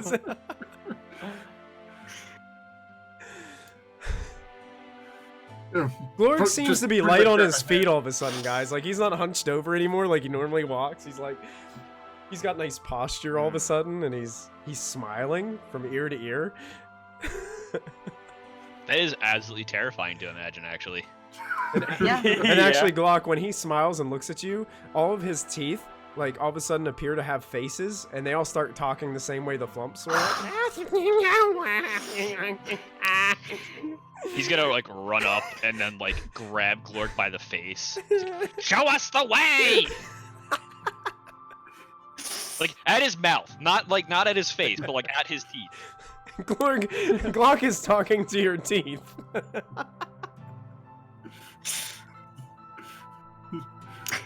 Do I think I could slap him out of this? You have no idea. You got us into this situation. Certainly try. Feel the You have consequences. no idea, but you can certainly try. That's right. Let's slap some sense into this guy. Okay, Glock, I would say within your condition, he just smacks you. And you watch as all the flumps around you just go and disappear into a cloud of smoke, and you kind of shake your head really rapidly, and it seems like you're for some reason you're in your right mind now. You still feel a little lightheaded, but all the hallucinations seem to be gone.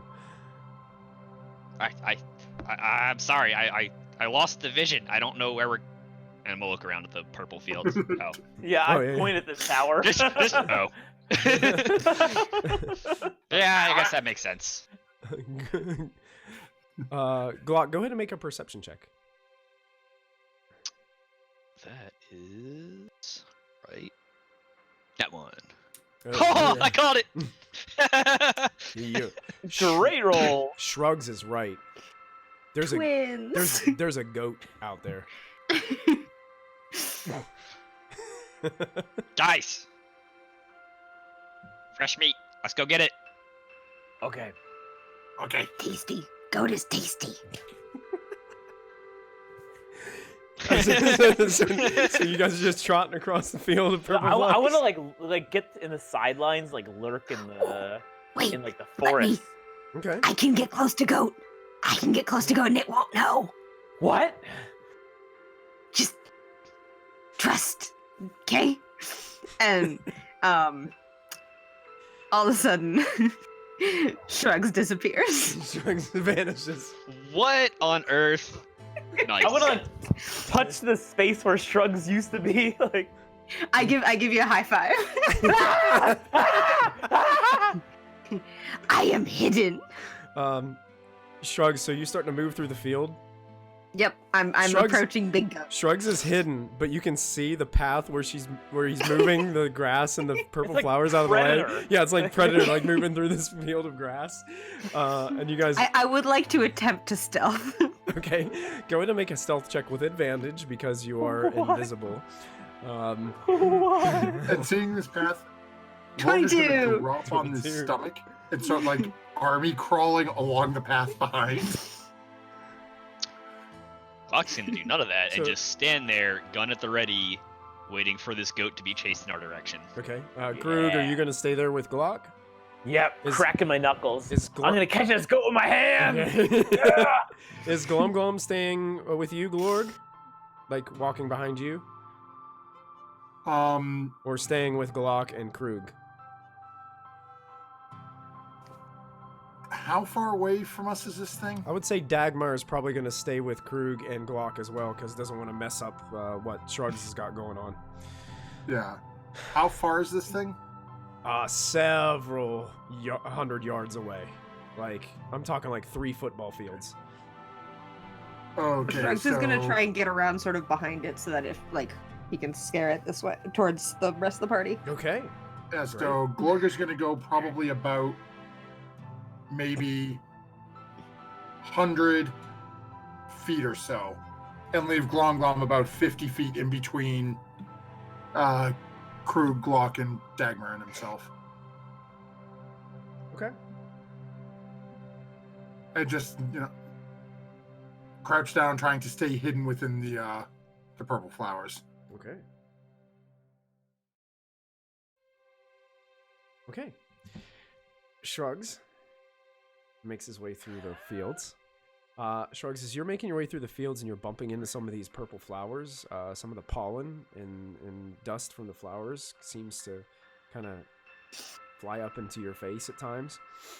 Causes you to it kind of sneeze, and then you kind of cover your nose really quick, trying to keep your stealth going. You feel really happy. Like It will be tasty, Goat. it's some of the happiest some of the happiest feelings that you've ever felt before. But you do sneak behind. Make a perception check as you're getting closer to the goat. Let's go for sad number It's a 3. harass. What's sad is that I'm like proficient in perception, so like I should be good at this. Finally. Ooh, Oh, nice. whoa, Shrugs. This goat. It's not a goat. This goat has a horn on its head. Is Unigoat. It's a unigoat.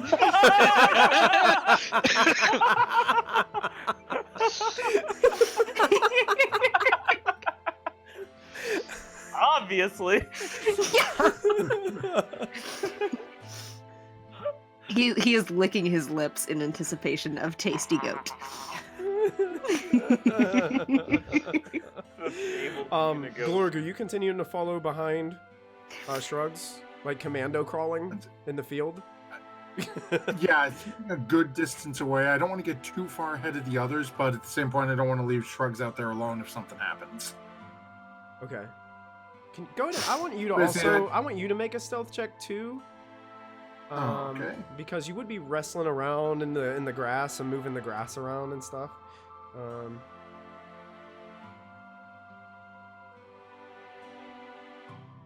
Let's pray. I'm good at stealth, I hope. Did that not send? I'm not seeing anything in Roll20 yet. It might be. It All might be just. goblins are proficient in stealth, I'm pretty sure. Like by default. I think. Is that true? I think you. Oh no, they're not. I think it's. I think you can choose to be, but I don't think. Yeah. Oh, a 10. Did that pop up yet on your screen? Yeah, I got a 10. Did it show up a 10? Okay. I haven't seen anything pop up in Roll20 as of yet, but it may Yeah, be my connection. I see a 10. Shrugs, you notice now as you see this horn on this goat, and you seem to see a unigoat. You look up in the tower, and there's like a banister, like a ledge on the tower, And you look up and there's two humanoid creatures up there moving around. You can see one kind of puts his hand up like this, starts to squint his eyes out to the area behind you. And it looks like it's pointing in that direction. Shrugs decides that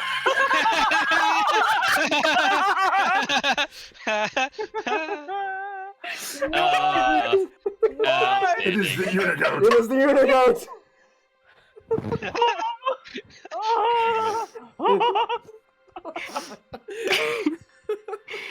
Real life. Is this just fantasy?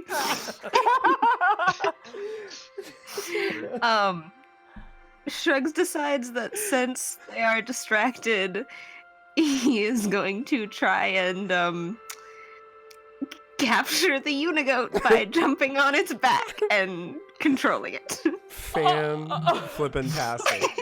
Yeah, so Shrugs makes his way quickly to the back of the grazing Unigoat, which is much bigger than any goat you've ever seen in your life. So we're gonna call this a grapple. We're gonna call this a grapple check with advantage as you leap onto the back of the unicorn. It's grazing next to this tower. Link over here. Alright, so like acrobatics? I think grapple check is your athletics with advantage. So you're gonna make an athletics check with advantage. Acrobatics would be so much better though. It would be, but He's a very acrobatic boy. Would be. it would be. But we're gonna use athletics for this one. Natural 20! Natural 20. I'm sorry, guys. I was getting the character sheet up for the unicorn as that was being rolled. It is a natural 20. Oh, look at that. And this is contested against the strength of the unicorn. Unigoat. Unigoat rolls a 19. Oh, what? So you are latched onto the back of this creature, and you hear it go, and it neighs, and it starts to take off. I need everyone to drag their tokens out on this board, and we're gonna roll initiative now that Shrugs has. I would like to try animal handling it to like control where it's going. Okay. We'll. Sorry, I keep making it enormous. Oh no, it's okay. It's probably just it's because it's the base size for it. Let me go ahead and drag Dagmar out there so I can roll initiative for him too. You can handle it right into a bow shot. Oh. Whoops. Dagmar's initiative roll. Oh, right, I gotta roll initiative. 23. Okay. Wow. So I should have a 12. If you click on the number next to your name, you can change it. Yes, I'm totally gonna go ahead and put Unigoat on the initiative order because I thought that was funny. It's the official name. It's official name, yes. Ooh, 21. Nice. That's good for him. Gonna add these to the initiative order. I cannot edit. You said I can. Oh, if you click on your token again, roll initiative in roll 20, and then you can change it to the 12 you rolled through Discord.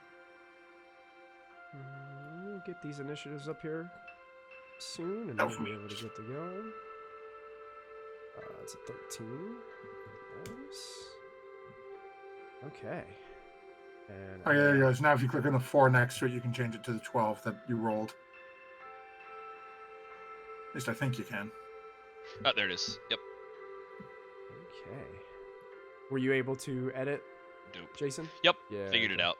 All right. Everybody got their initiatives on? Mhm. Yep. Okay. This is so cool. I'm so excited about this. I'm gonna go ahead and change the music. I'm worried. Oh, I forgot about my Elven Glade music here. We can put that on there. This nice cheerful music with a little bit of battle music behind it.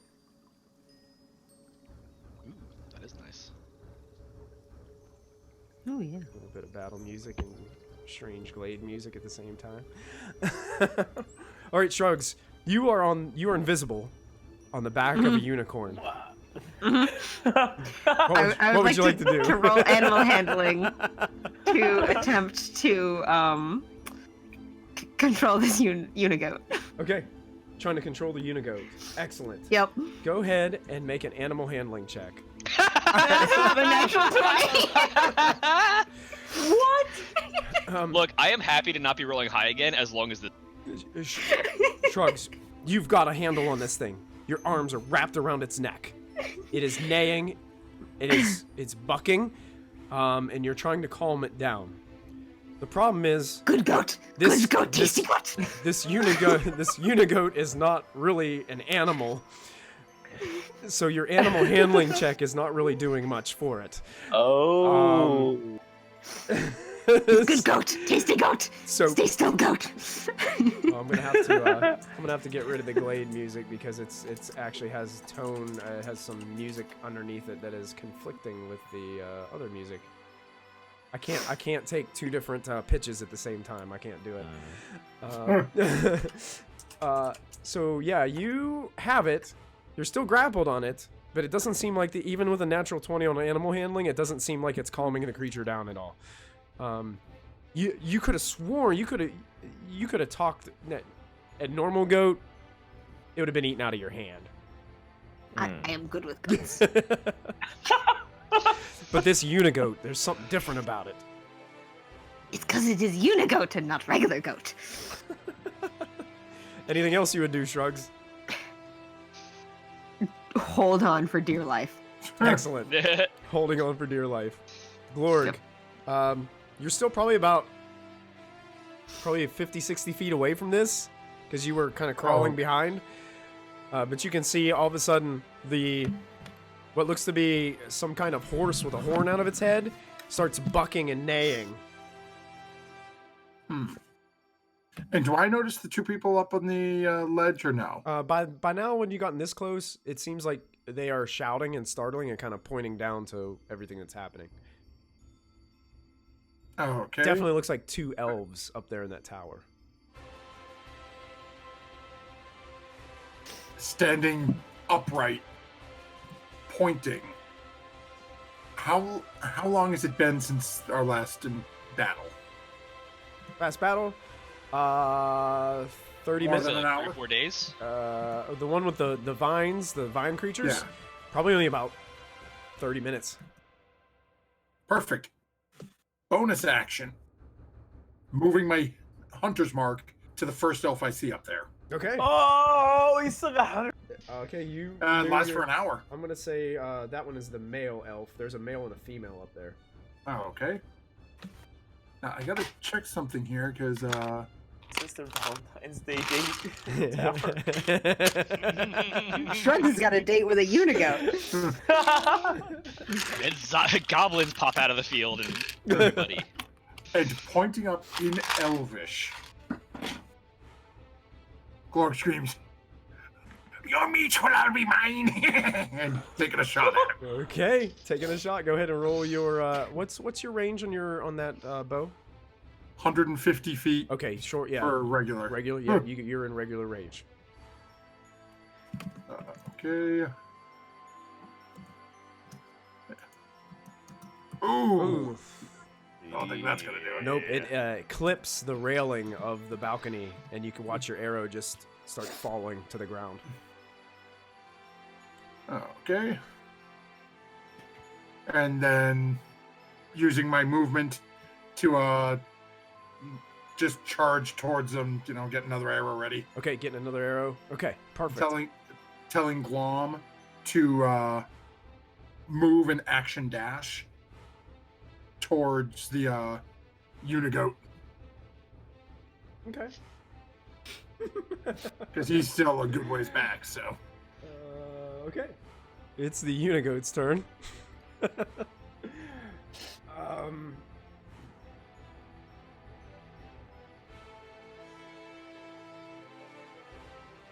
Okay.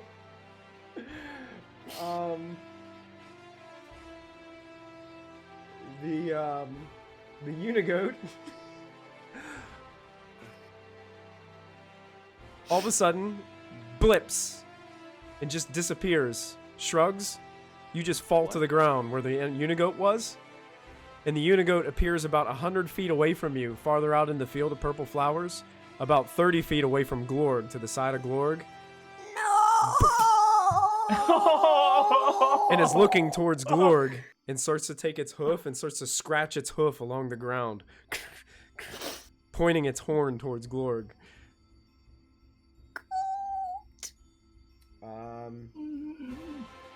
And then it begins to, it actually starts to rush, uses its movement to rush towards Glorg, and gets right up next to Glorg. It cannot attack him because it used its teleport ability, but it's right next to you now, Glorg. This massive horse, white horse with a big horn sticking out of its forehead. You mind? I want the elf meat. I don't care about you anymore. Back where you guys were standing, Krug and the rest of the crew. Yeah. All of a sudden, out of the field, like hidden underneath like the grass, these majestic-looking butterflies start fluttering up, but they're massive. They're huge butterflies. Let me see exactly how many. 4 of them start like hovering around you guys. Really? And they descend upon you, and they have this thing that like rolls up. I can't. What's that thing that they? Proboscis. Yeah, like a proboscis. Lashes out towards you guys. So one of them's gonna attack Glock. One of them's gonna attack Krug. One of them's gonna attack Dagmar, and one of them's gonna attack Glom Glom. Glom Glom. Did Glom Glom come with you, Glorg? He was halfway between me and the group and ran 60 feet towards me and Shrugs. Okay, so I'll say he's probably closer to you. So we'll go 2 on Krug, and then 1 on Glock and 1 on Dagmar. So I'm gonna pull up this character sheet for a giant butterfly. They're attacking using. Basically, it's a Sturge's character sheet. They're going to use a 10 versus Glock is probably not going to hit. Nope. So you dodge out of the way as this proboscis tries to lodge itself into your flesh. 2 against Grug. That's a 14. That would not hit. And a 19. That does It hit. hit. So you are going to take 6 piercing damage. Okay. And this thing is attached to you. And its wings are slowly like fluttering like they do when they sit on the ground. And this one goes to try to attack Dagmar and definitely hits with a 21 and does 4 piercing and is attached to Dagmar. So he'd have 20. Let's see what I have his rest left. All right, that ends the lair action and brings us to Glom Glom. Nope, Glom Glom went on my initiative. Oh, yeah. Why is he on there then? I think it's elf time. Yeah, it says elves on my screen. Mine had Glom Glom on there for some reason. All right, the elves, seeing Glorg taking a shot, get their bows ready, and they're gonna fire arrows down at Glorg. So here comes a longbow towards Glorg. That's a natural 1. It goes flying way past your head. Next one's a 12. Does a 12 do it? Nope. Both shots miss wildly. They get frustrated and look like they're going to their quivers for more arrows. Happy with their positions, standing up there on top of that tower. Dagmar gets to go. I think at the start of his round, he takes damage. Well attached. At the start of the Sturge's turn. At the start of Sturge's turn, yeah. So he's going to try to get this Sturge off of him, or a giant butterfly. I guess he can use its action to detach. So I guess he's just gonna. I guess it doesn't say that there's a roll there. It just says a creature, including the target, can use its action to detach the butterfly. So he just rips the butterfly off of him, and it's just like fluttering there in his hands, and he detaches that one from him on his turn. Glock, you're up. Clearly, violence is the only thing these understand.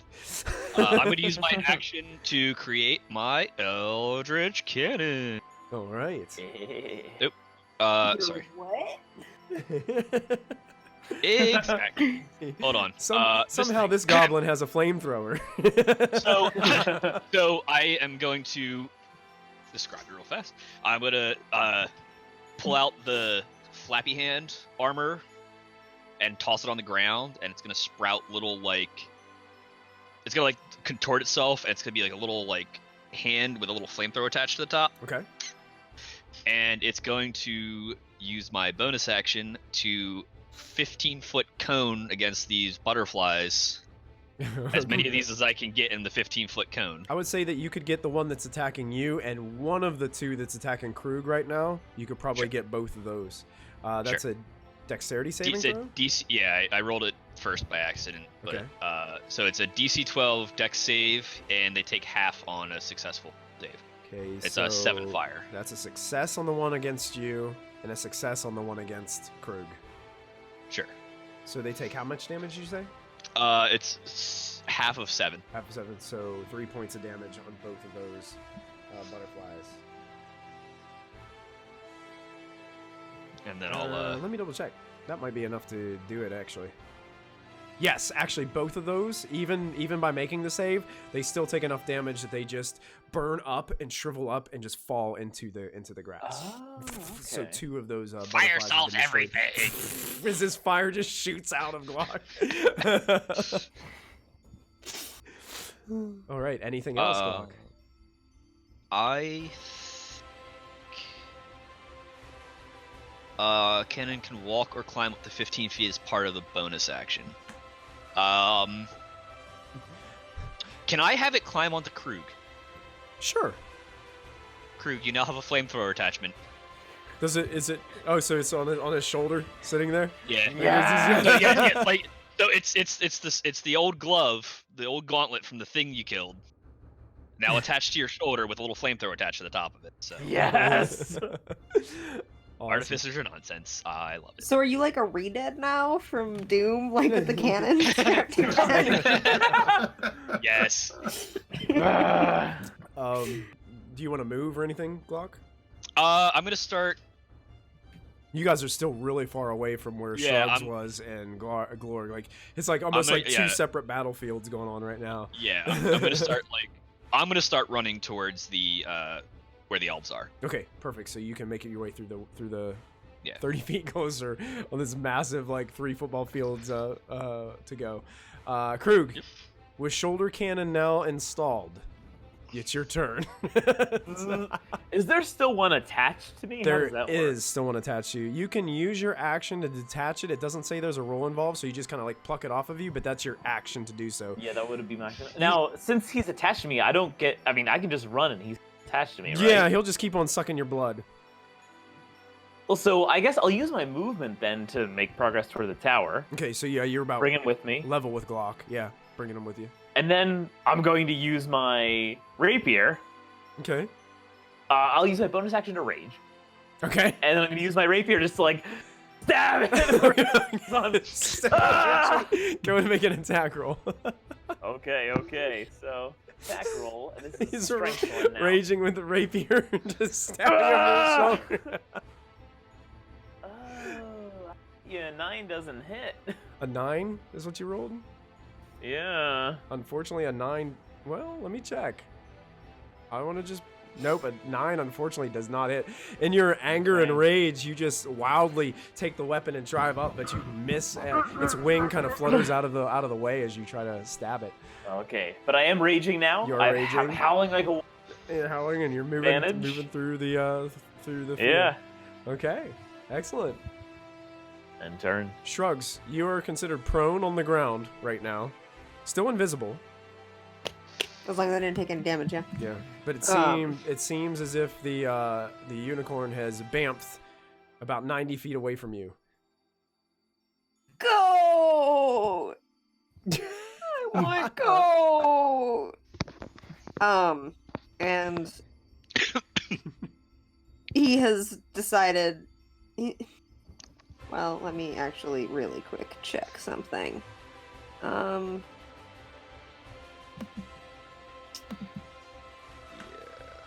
Oh. He's pretty sure that the elves like had something to do with the goat vamping. And so he's gonna try to start climbing the tower. Okay, great. Go ahead and make an athletics check for me.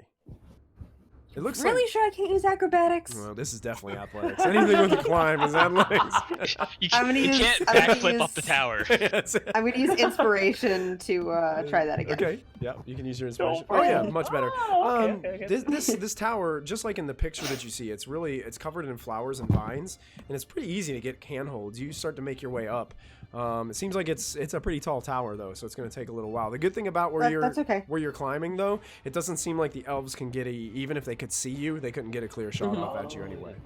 Because of the way the angle it is, they'd have to like try to aim underneath and fire a arrow that way. That'd be really difficult. Yeah, he's out for elf blood. Okay, so you're making your way up the tower, Glorg. Yep. Actually, at the end of your turn, the unicorn is actually going to use a legendary action What? to make a hoof attack against Glorg as it tries to trample him. Does a critical hit? Does a Clark, no. 14 points of bludgeoning damage Oh no. as you're being smashed down by the massive hooves of this unicorn. And now it's your turn, Glorg. I just realized, can I like action dash to get another way up the tower? Yeah, Can you when do you're that? climbing, your speed is halved, so whatever Okay. half of your speed would be your climbing speed.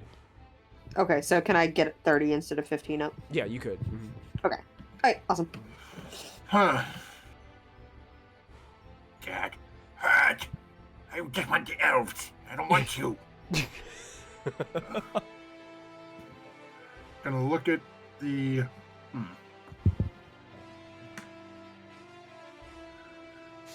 Looking at this thing, do I think that I would be able to communicate with it? Make an, Knowing that I make can an intelligence communicate with check. animals?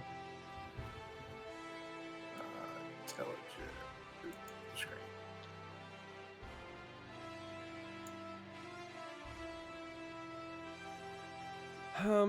Would Glorg think this is an animal?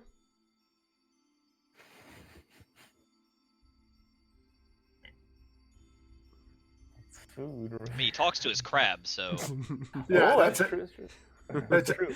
So it just depends on Glorg's thinking on this matter. He might know what an animal is and what isn't, right? He's like a... That's it. That's what I'm ranger. wondering. It's Yeah, I would say you probably would know that this creature is not technically an animal. It's, It it's may- not like yeah. it's not an animal like I normally talk Right, to. right. It doesn't. It wouldn't. You're not ruling out that it could be communicated with, but you're But just it's not like with normal. not like talking to Glom Glom, you know. Okay. Then I'm gonna look at it and go. And going to bonus action disengage Okay. and start running. How far am I from the tower? I would say probably about 100 feet from the tower. Okay. So I'm going to run.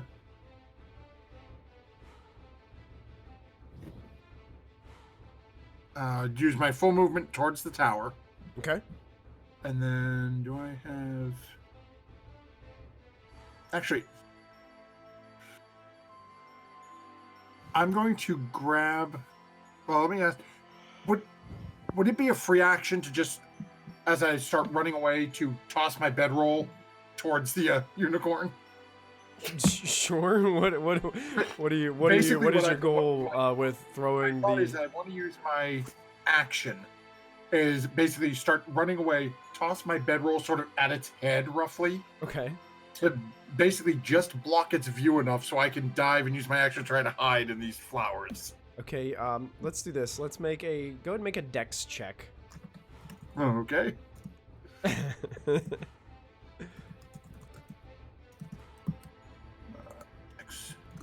17. There is a bedroll hanging on the unicorn's horn in front of its face. And as I hit 30 feet, just literally, Superman diving into the flowers and then hiding. Okay, technically you used your bonus action to disengage, so you can dive down, but you won't get you won't be able to make a stealth check. So it'll just be like you're just kind of keeping your fingers crossed, hoping the thing doesn't see you. I'll take it. Cool. So Glorg has covered the unicorn's face with a bedroll. And that brings us to the unicorn's turn. It gets all its legendary actions back instead of its turn. No. And Glom Glom is still full movement. Actually, how close is he to the unicorn? Glom Glom's probably about 30 feet away. Okay, then Glom Glom's going to use his movement and then try to grapple the unicorn. Okay. Because his movement is 30 feet. Excellent. Yeah, so he moves up to the unicorn on your turn. Go ahead and you can roll your attack. That's a 23. That's going to hit. You can roll your damage on the unicorn. And the unicorn is now grappled. That's 4 bludgeoning, and it is now grappled. Glom Glom, you will be missed. This kind of reminds me of a strange Godzilla movie. It's a lot different. That really narrows it down. Yeah. Cool. So now there's a massive crab attached to this unicorn. Start of the unicorn's turn. Let's see what the unicorn is going to do. Gosh. It's extra aggressive, Teleport. like the mud crabs from Skyrim, where it's just like, I'm just gonna attack a dragon because it's in front of me. It's not a Mud smart crabs. crab. I mean, hell, it was letting a goblin ride it. That's true. Okay, since it doesn't really have much it can do, it's just gonna go ahead and try to attack Glom Glom. It can make a multi-attack, one with its hooves and one with its horn on its turn. So it's gonna try to basically start stomping on Glom Glom and then drive its horn through Glom Glom's shell. So Triple crit. yeah, And here's the hoof we don't have stomp Glom anymore. as a 9. I don't think that's gonna do Okay, it. okay. And here comes the horn, 23. Oh, that'll hit. That'll hit. So Glom Glom is gonna take 6 piercing damage from the unicorn's horn, Hey. Okay. and that's gonna end the unicorn's turn, which brings us to a lair action. Which that's when our butterfly friends go. As Glock and Krug are moving through the fields of purple flowers, the pollen starts to brush up as you guys are quickly going through. I need both of you to make Constitution saving throws as clouds of this purple pollen start surrounding your face. You start to sneeze and your eyes begin to water. Glock, you seem to brush a lot of this pollen out from your eyes, and although you have a little bit of tears running down your eyes, you're still able to see. Krug, you are now blinded. Okay. As you are just your tears have welled up into your eyes, they're getting all bloodshot, and you just cannot see. It's just blurry mess in front of you. And the butterfly that is attached to you still, right, Krug? There is one that's attached to me, And yeah. I think it doesn't have to make another attack. You It just take gets to damage. drain my blood, yeah. So it's gonna suck. It's gonna suck more blood out of you for 6 more damage. Now, I don't think I resist. Do I resist that damage? Is it bludgeoning, piercing, or it's slashing? technically considered piercing, so yes, it would be halved. Okay. So you already take 3 points of damage. Nice. Real quick, is Dagmir on the initiative? Yeah. Okay. Yeah, he used his turn to don't pull the butterfly off of him. Oh, last that's right. time. Yeah, come Oh, on. right. Yeah. That same Yeah. butterfly I just is looked just at- going to try to attack him again, though. And does. And reattaches itself to him for another 6 points of piercing damage to Dagmar. And then the elves are going to go. Dagmar's down to 14 now. The elves are going to fire shots. They can still see Glorg because Glorg dived down, but they're like 100 feet up. So they can still see Glorg pretty easily. So they're both going to fire on Glorg, but they have disadvantage because Glorg is now prone. So here comes 2 longbow shots as they fire a 16. Let me check. I think that hits.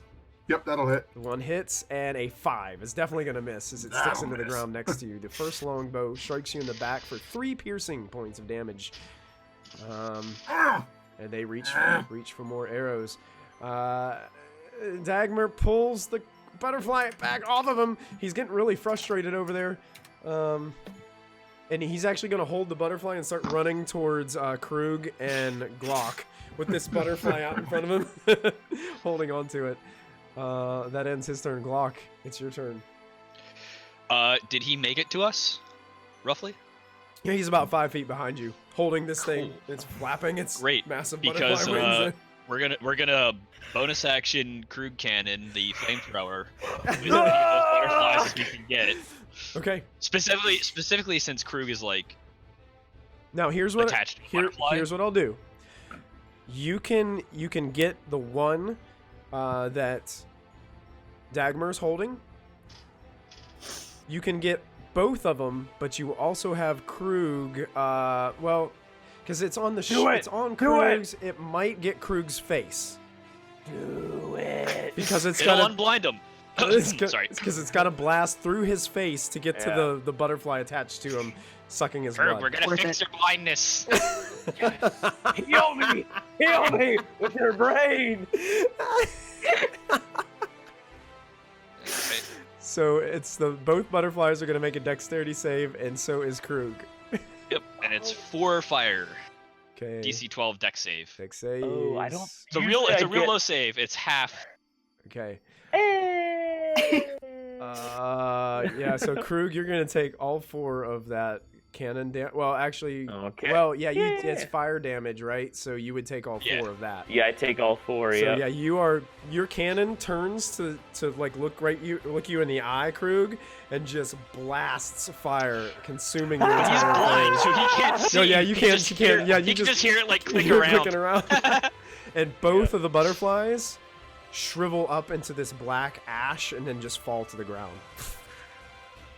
And then I'm going to use my action to dash. Okay, perfect.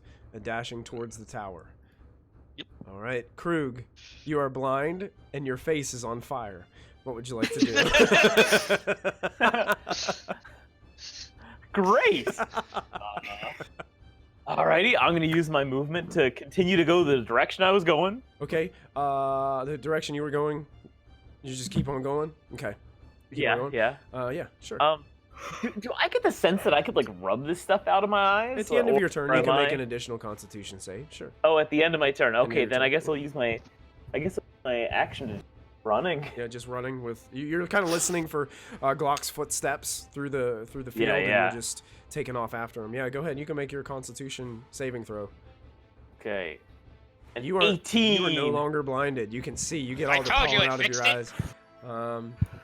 I love fire. The problem is though. Well, yeah, you did take fire damage, so you're still raging. So that's good. Oh, good point. Because you have to take damage or attack something to stay raging. Mm-hmm. Yeah. I'm glad that I'm helping the party by doing damage to them. Yes. Like somehow. Basically, every Big brain goblin. as you're running across this field, every turn you're gonna have to give him fire damage to keep him raging. Well, I have my methods. Yeah, just stab yourself. Yeah, it's called masochism. That's it. Shrugs. I want to be there when he tries to punch himself in the mouth and misses. Shrugs. It's up to you now. I am climbing the tower. Okay, so you're using all your movement to climb another 30 feet? Yep. Okay, Yep. so this tower is 100 feet high.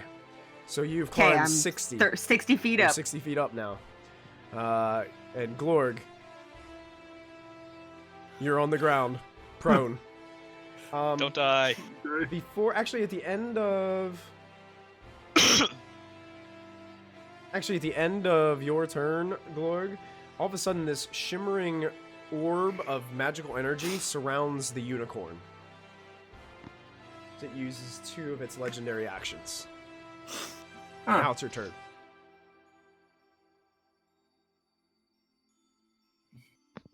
Don't care about that anyway. Elf meat. So, stand up, look up. Do I see the elf? Oh yeah, you see them. They look like they're getting arrows ready to fire back at you. Point up at the man again. I'm gonna take another shot at him because Okay, elf meat. That's some sweet meat. perfect. That is my equipment screen. That is not what I want to click. I want to click action. Surely a timeless meat. Why are you not sending when I click you? It's not run through. Oh, there it goes. 15. 15. Let me double check. That might be enough. Come on, Yes, it does. 15. Now 15's gonna hit for Hey, 6 that piercing means- damage plus +1. 1. 7 piercing damage. 7 piercing damage. Excellent. Yeah, an arrow fires and hits him in the shoulder. You see him.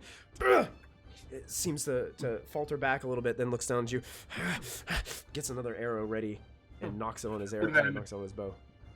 Running 30 feet, head first dive into the flowers again, and bonus action hide. Okay, go ahead Yes. and make a stealth check.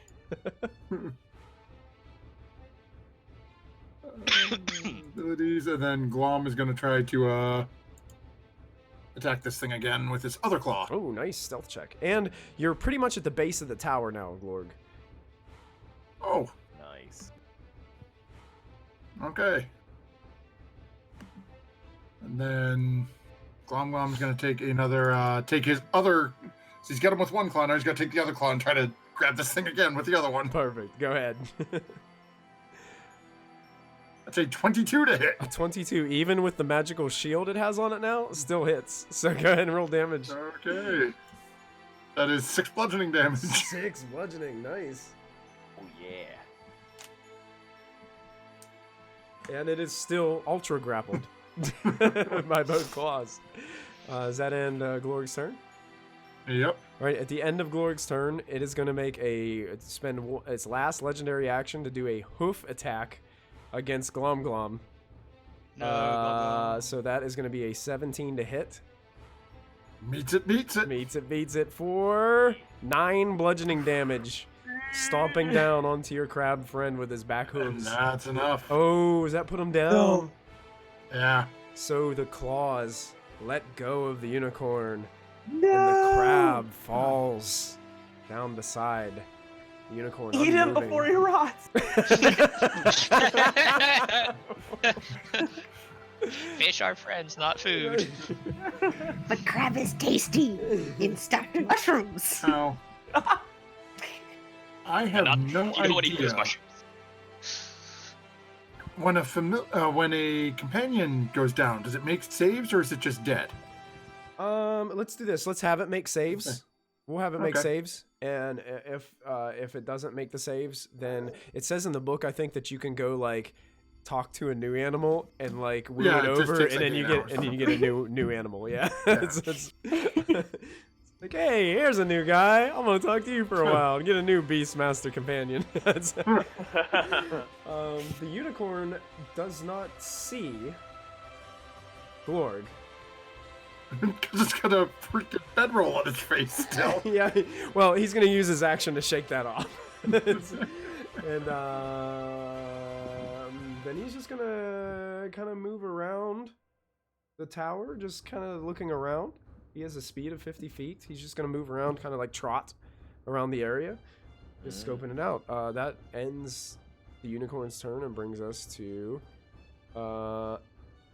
the next lair action that goes off. So shrugs. Yes. As you're climbing, there are flowers on these vines as well, and some of the pollen starts to you start to sniff some of this beautiful pollen. I need you to make a Constitution saving throw for me.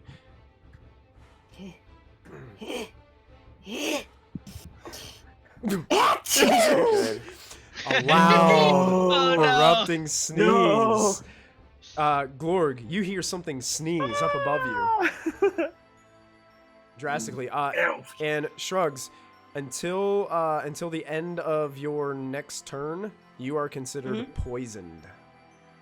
Okay. That's not bad. All It's right. not great. What does that No, say? not great. But you Okay. definitely can see that it looks like the elves have been alerted to some kind of sound below them. Oh, would Mhm. that would also cause my invisibility to drop? Well, I think Wouldn't you have it? to take damage, right? It's You have not. to Oh. You have You to like make cast an a attack, spell or cast a attack, spell. right? Oh, okay. Yeah, I think Okay. if I don't even think if you take damage it goes off. I think it's just only if you cast a spell or attack. Well, because it's a concentration spell, so.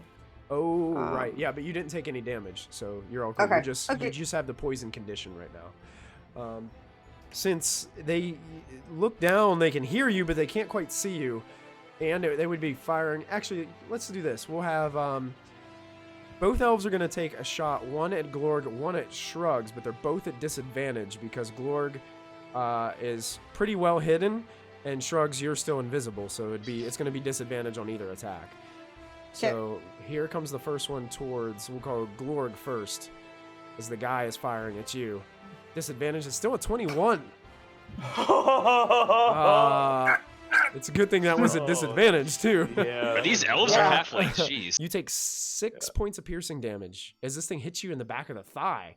You thought you were hitting really well, but somehow he got lucky. Shot in the buttocks. Yeah, shot in the buttocks. It's an 8 against Shrugs. So Does not that hit. arrow misses wildly from the female elf up there. That ends their turn and brings us back to Dagmar, who's been freed from this terrible butterfly that's been harassing him.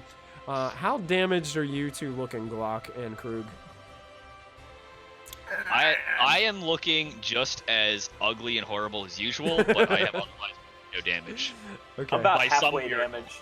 Okay, I would say he's probably just going to go ahead and continue to just run. Because he really doesn't have anything other than to like heal himself. Yeah. So maybe he can. I think he's gonna hold on to that right now. Hey, thank you so much for the follow. Oh. We appreciate that, guys. That is Slays live. live. Thank you so much for the follow. We do Welcome. appreciate it. Welcome to the adventure. So that's what Dagmar will do. He'll just basically just use action dash and just continue running. Glock, you're up. There's nothing to burn. Nothing to burn presently, no. Krug's face. Well, there's I me. mean, do we need? He's like, hit me, hit me. Fine. No, I'm okay. Are you sure? I'm okay, yeah. It's like some sort of like chariot whip, except it's a flamethrower made out of a body hand. Yeah, I'm just gonna bonus action dash and see how much closer I can get. Okay, so you get 60 feet closer. Correct. Excellent. How far away am I? You guys now? are still pretty far away. Football field is 100 yards. That's how many feet? 300, 300 feet. So you guys dash twice. So it's like 120 feet. 120 feet. So you guys still got a little ways to go. Okay. Basically, if I was within like 200 feet, I'd be dashing then bonus action hiding. But Okay. How Yeah, far? How otherwise- far can you shoot? Like, how far is your range for your weapon? 120 feet. 120 feet. Okay. 120 for the firebolt and 30-90 for the pistol. Okay. Gotcha. Krug. Definitely using my movement to dash. And I guess, 20 feet I think is the... There's nothing within 120 feet, right? Not at this current time, no. I was trying to Okay. see if there was anything that Dagmar can do to get you guys there quicker, but it's not looking like he has anything that's gonna help in this situation. Haste is too high a spell level. It is, yes. Gotcha. He can wild shape, but I don't think the creatures he can wild shape into could get us would get particularly... you there any faster than what he can run. Gotcha. What type of druid is he? He is of the spores. Circle of Circle of spores, yeah. spores. So he's not So circle of the he just moon. has regular, yeah. So he's just a regular shape changer for druid. Cool. Then, CR1 cord. so I use my movement to dash. I will also use my action to dash, and then I'll use my goblinness to try to like hide in the asses dashing kind of thing. You're gonna hide? Is that what you're doing? You're trying to I'm gonna, because I think I can use that as a bonus action. Right. I can either hide or disengage. So Yes. while I'm using the to dash, I'll also try to Okay. I'll say you can do this, but you're kind of like sprinting through a field, so I'll have you make So it with they see disadvantage. this, like, yeah. yeah. that's Okay. it. Ooh, 14. 14. Okay. Yeah. Good to know. I'll keep track of that. And turn. And turn. So you didn't attack and you didn't take damage. I lost my So rage. you're gonna lose your rage. Shrugs Yeah. is up. Real quick, just so you've got it, Michael, if you want to. Mhm. I don't know whether or not he would know what this creature is. Mm-hmm. Axe beaks have a movement of 50 feet. They are a CR1. CR1. They're considered a beast. Yeah, they're Yep, listed large under, beast. Nice. Cool. Perfect. So that's It's like a something to look chocobo, at. basically. Like a chocobo. That's it. The only thing about an axe beak is probably only one person is gonna get the benefit. You know. I mean, Be kinda like- having the Yeah. druid and one other person run up, especially. melee. Draft horse is 40 feet. They're Draft larger. horse. They might be able to. Yeah, might be They able to might take be able both to of fit you. two Yeah. goblins. Yeah. Draft horse would probably be better. Yeah, we'll keep that in mind for next round. Okay. Shrugs is still climbing. Yep. Elk. Okay, so Shrugs, you're within 10 feet of the balcony. Okay, Mm, I have a question sure. because I'm real bad at magic. And knowing what I can do with concentration. Would I be able to use the staff of bees while staying invisible? I don't think so because I think it's still considered casting a spell. Okay. You're just casting Yeah, it it through is the just staff. using it. So Okay, just yeah. checking. Yeah. It doesn't matter for this round anyway. I just don't remember how magic works. Yeah, do you have access to the D&D Beyond tag that shows what that staff can do? Like, did you see the spells that it has attached to it? I saw, Okay. based on the Roll20 thing, giant insect and insect plague. Oh yeah, yeah. hmm Yep. Okay. The unicorn goes and is going to use its turn to make a perception check to try to find Glorg. That's based on wisdom, I believe. Yes. Yep. What did you roll? Nope, doesn't see you. That was a 20. Continues to run around, and is desperately looking for you and cannot seem to find you. Do I notice this with my passive perception? Oh yeah, you can tell that the unicorn is looking all around and just doesn't seem to be able to find you. Okay. The lair action goes off. Oh, 4 more butterflies flutter out near Krug and Glock and Dagmar. What was your stealth check? 14. 14. Let me see if they have a passive perception. They do not see you. So they just see Dagmar and Glock. So 2 are gonna attack each of you. So here comes Come one. at me, Wait, bro. did we just miss turns? I don't Come at believe somebody else, bro. so. 21 against Glock. Oh yeah, it hits. And then the second one that attacks you is a 16. 16 is my AC. All right, so you take 5 piercing and 5 piercing, and you have 2 butterflies attached to you, sucking your blood. Oh, this is not good. Quick question. Yeah. Did Shrugs and I just go, or did I forget something? I went. Did it skip you? No, you went. It should Okay. have. No, because I can see the elves attacked. Then I see Krug made a stealth roll. So the unicorn. Oh, you, yeah, the unicorn voice. Look, yeah, for some reason, you got skipped. I don't know why. I must accidentally hit the arrow. I must have held the mouse down too long. I'll come back to it after this. We'll have your turn. No worries. I got really confused for a minute. Well, wait a minute. Maybe I did something and I just can't remember. That's frightening. Oof. Dagmar takes 7 piercing from one of these and has one of these butterflies attached to him. Shoot. He has 7 hit points left, so he's going to need to try to heal himself probably on his turn. Or wild shape. Or wild shape and just take off. You can do that. Elk time. Glorg, I apologize. Go ahead. You can take your turn now. Oh, that's it. These vines and things that are right in front of me. Do I think using my tinderbox I could get them to light? They're alive. It's gonna be really hard. The vines that I'm climbing up. The vines that Shrugs is climbing up. Yes. Hashtag goblin. No, Glorg, you know that Shrugs is up there somewhere because you heard him sneeze. Oh, okay, fair enough. Okay. So I'm going to go into my pack. And, well, actually, would it be a free action to dump something out of my pack? I'd probably say your bonus action, probably, to do that. I would give you that. But that's fine. So, bonus action, I'm going to grab a little pouch out of my bag. Okay. I'm going to start climbing up the wall. Okay.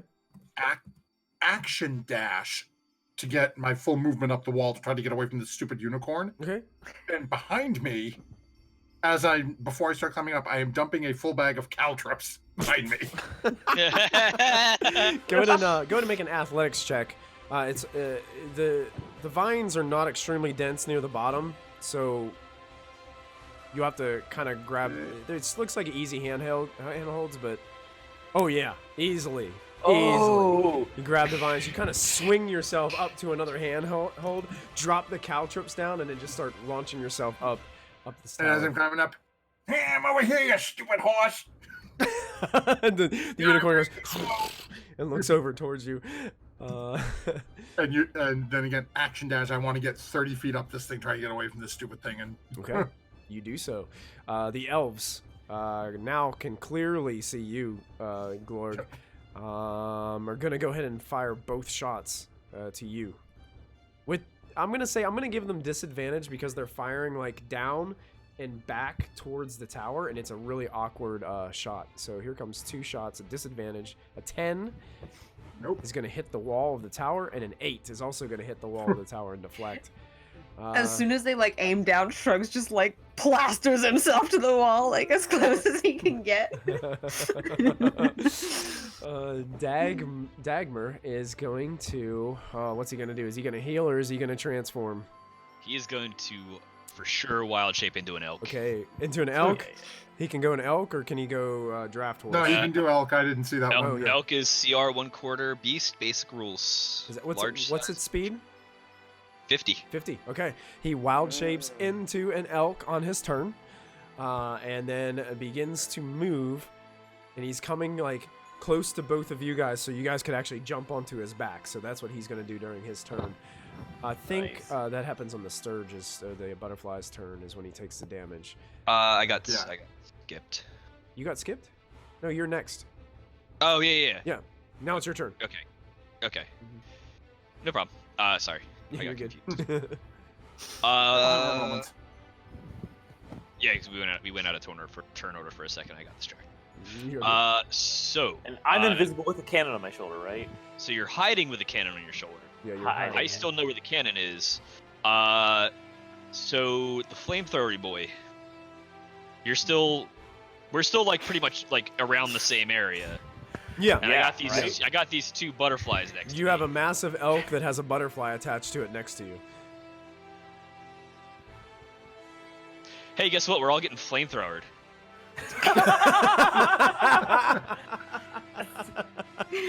Tired of these butterflies. On this mother bleeping plane. Yeah. Fantastic. So they're all making dexterity saving throws? Everybody, including me, makes a dexterity saving throw. What does anybody have the dexterity for elk? Elk is a 0 mod. Okay, so just a d20. D20. D20 dexterity. DC 12 dex Oh, save. the elk makes the save. It's only going I to take make the 3 save. points. How much? So, how many HP does an elk have? 13. 13. Okay, so he's already down to 13. Krug, since it's on you and you're on the floor, I don't think you have to make it. Yeah, I imagine I'm just wielding it. Unless. Just a little like snaky hand comes out of like the grass and just like bah. All Little 4. periscope motion. All 4 of the butterflies burn up and are in charred bodies on the ground.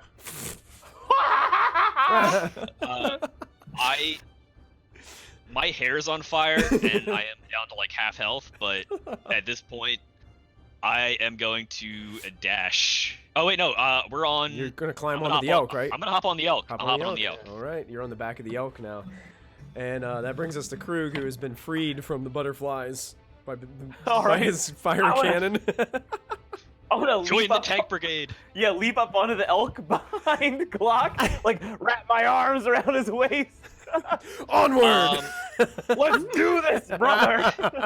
Assuming this all roughly happens around the same time, can I move the thing as part of its bonus action?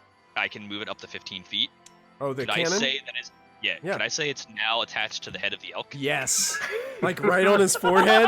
Like right on his forehead, right between his antlers? right between his elk horns. Ah, yes. We have a flame-acorn!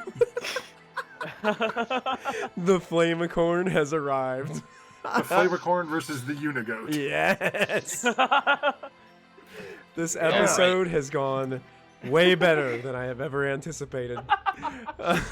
Shrugs, you're 10 feet away from getting to the balcony. Okay.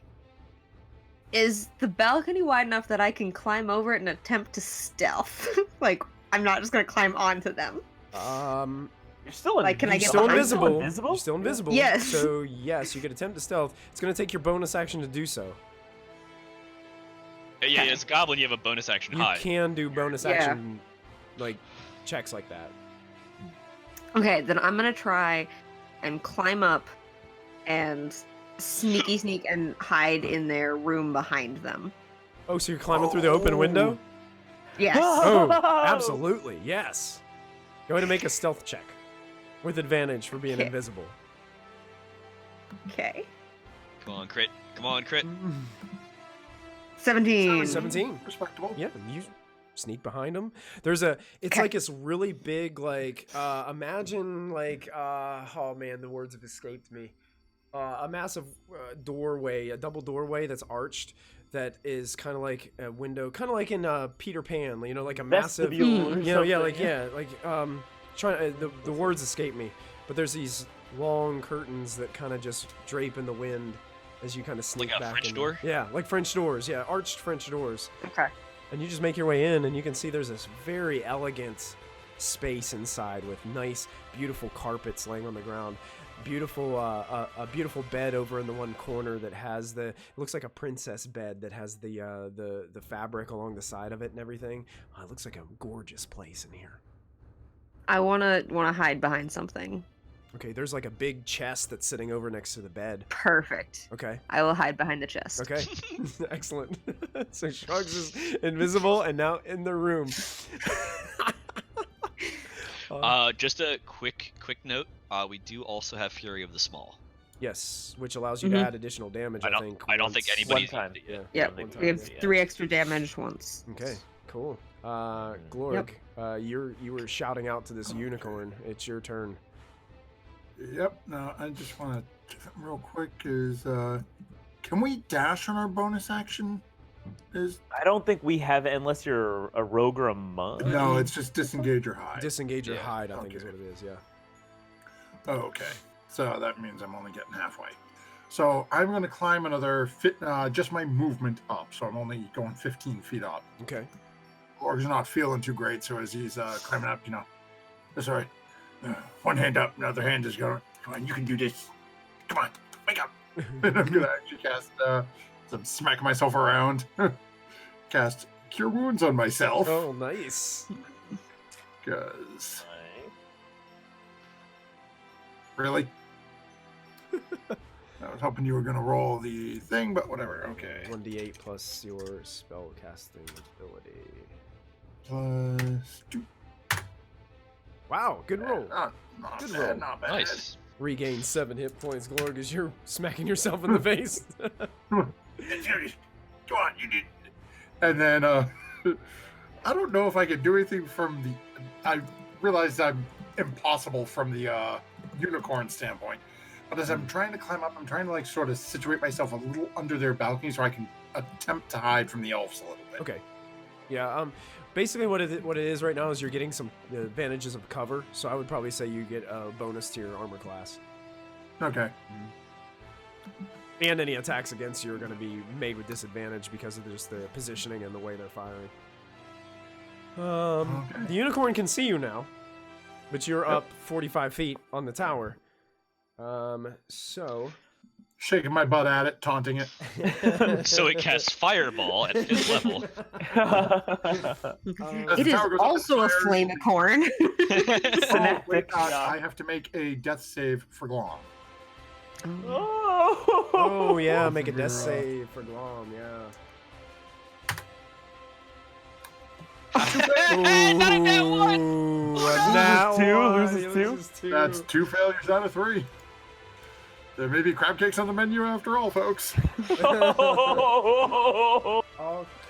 let's see. No. From the ground. Can't do that. The unicorn just moves towards the tower and is closely inspecting the area around the tower. Doesn't have a dang thing it can do. How close to the tower is it getting? You know, because caltrips. Yeah, it's not that close yet because it's just looking up towards you, trying to figure out, okay, what can I do at this point? It's gonna hold an action. And that's gonna bring us up to the lair. As you're climbing, Glorg, that aroma of the pollen from the flowers and the vines start to get to you. I need you to make a Constitution save. Good Constitution save.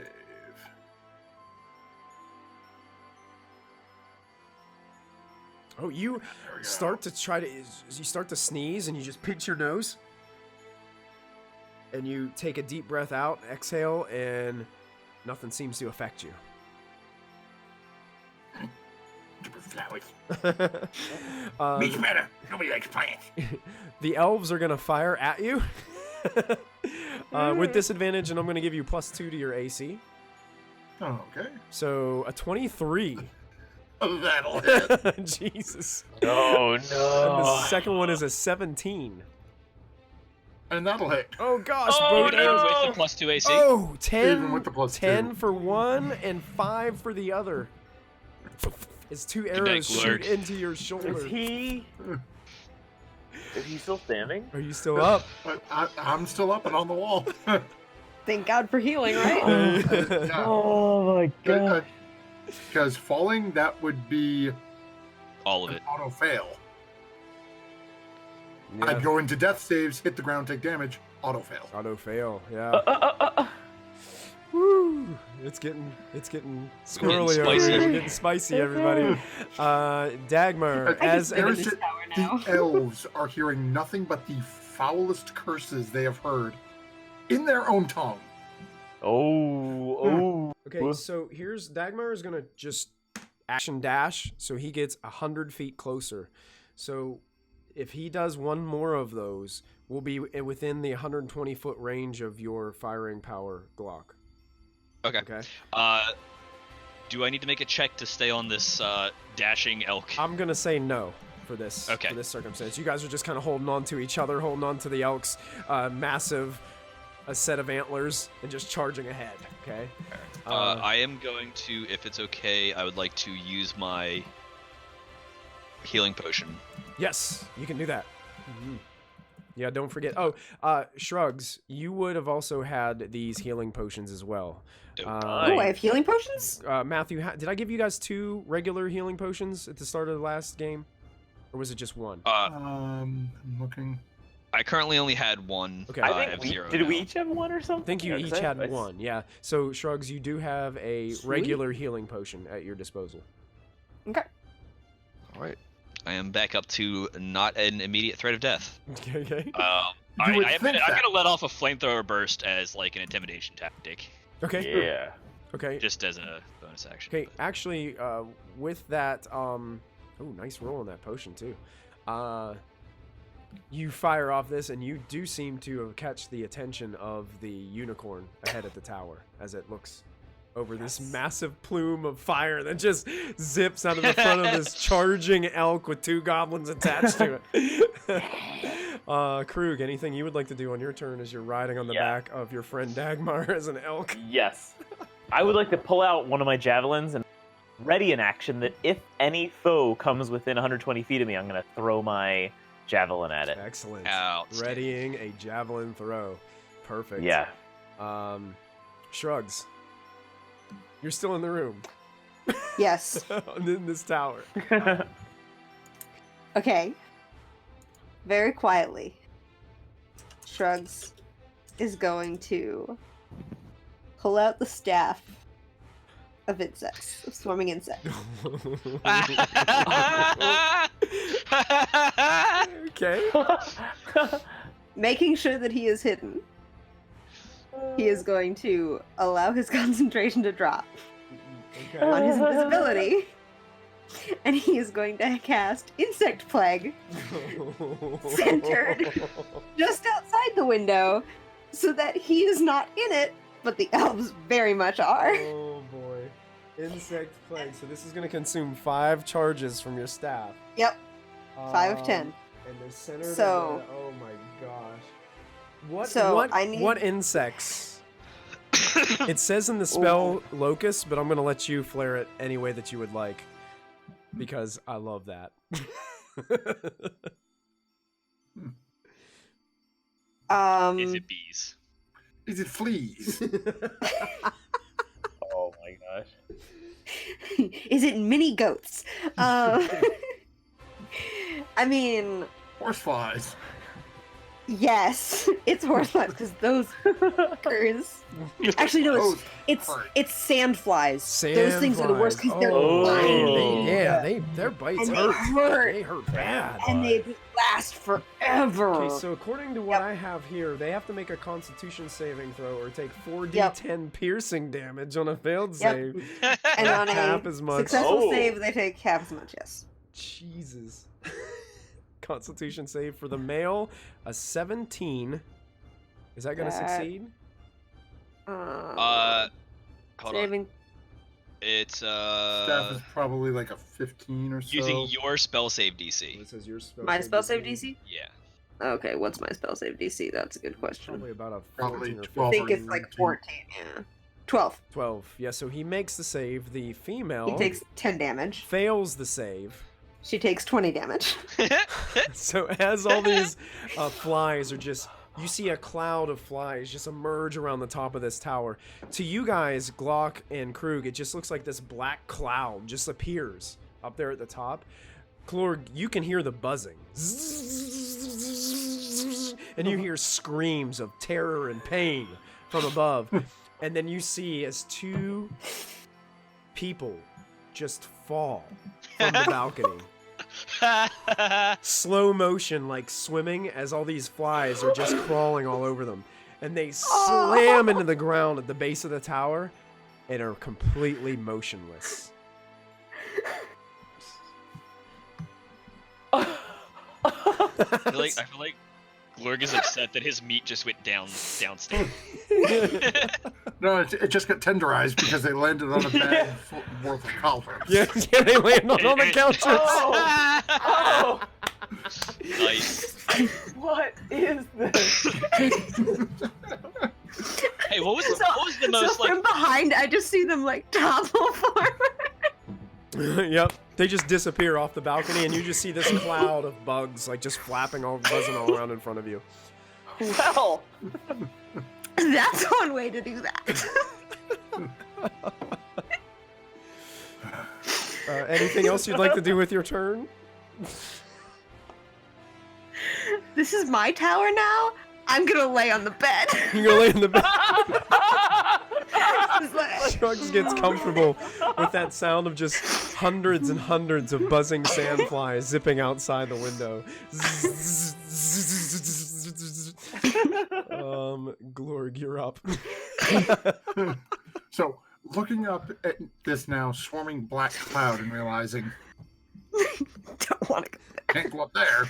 I think insect plague is concentration up to 10 minutes. Yep.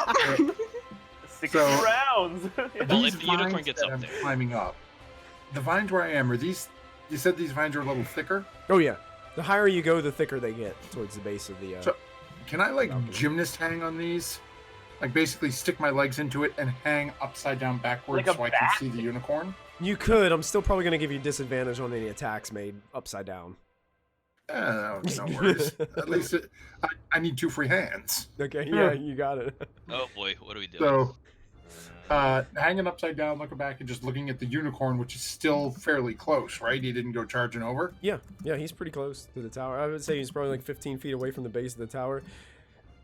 Now he definitely doesn't want to go anywhere near the caltrops. So he saw that horrible thing just happen. Oh, okay. 15 feet. Huh?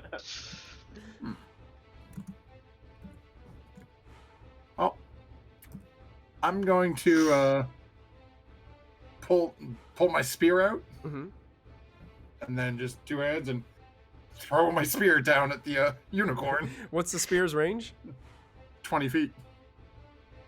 You said he was 15 away, It's right? 15 away, but you're also 45 feet high. Oh, that's right. So it's kind of like the mathematical angle. I don't think you'd be within Pythagorean theorem. Pythagorean theorem. It can go up to 60 feet. So would I be within 60 feet? Yeah, you just have disadvantage on your attack roll. Yeah. Oh, which I already have. So. Yeah, true. Yeah.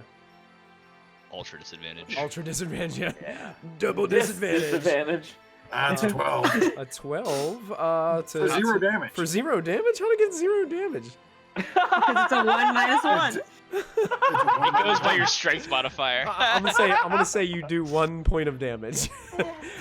You do actually hit. You do hit the unicorn, but you barely hit it and just like break the skin on his shoulder. It's like pet its mane. It doesn't stick into his flesh. It just falls down beside it. Does it at least turn to acknowledge me? Oh yeah, it knows you're up there. It just hasn't had a way to like get to you. How do mommy and daddy just die? You're next. It looks like it's the fact that these 2 elves are now lying dead on the base of this tower is definitely affecting it. That brings it to its turn. He turns around and can see the charging elk. And is gonna turn and action and dash towards the charging elk. So now we've got the elk charging from one side with 2 goblins attached, and the unicorn charging as they're coming closer and closer together. So he gets 100 feet, so he would just get into the 120-foot range, and I think that would spark the javelin throw, Krug. I suspect it would, disadvantage because I think it'd be at the far end of your range. You are right, it is disadvantage. Okay, yes. so you're making a throw with your javelin towards this unicorn, and a 12 actually hits. You can roll your damage on your javelin. 7 damage. 7 piercing to the unicorn. I have 3 javelins left on my back. Okay, excellent. As you stick the unicorn with a javelin, that brings us to a lair action. As you are charging on the back of the elk, more of this pollen is rising up to you guys. I need Glock, Krug, and Dagmar as an elk are going to make constitution saving throws. Oh no. You need the elk stat block. I do. What's the constitution of an elk? Plus 50. What happens if you're... Oh yeah, Glock, you are good. You are not blinded by the pollen trying to get into your eyes once again. I'm gonna use my inspiration. Okay. Okay, elk is a +1.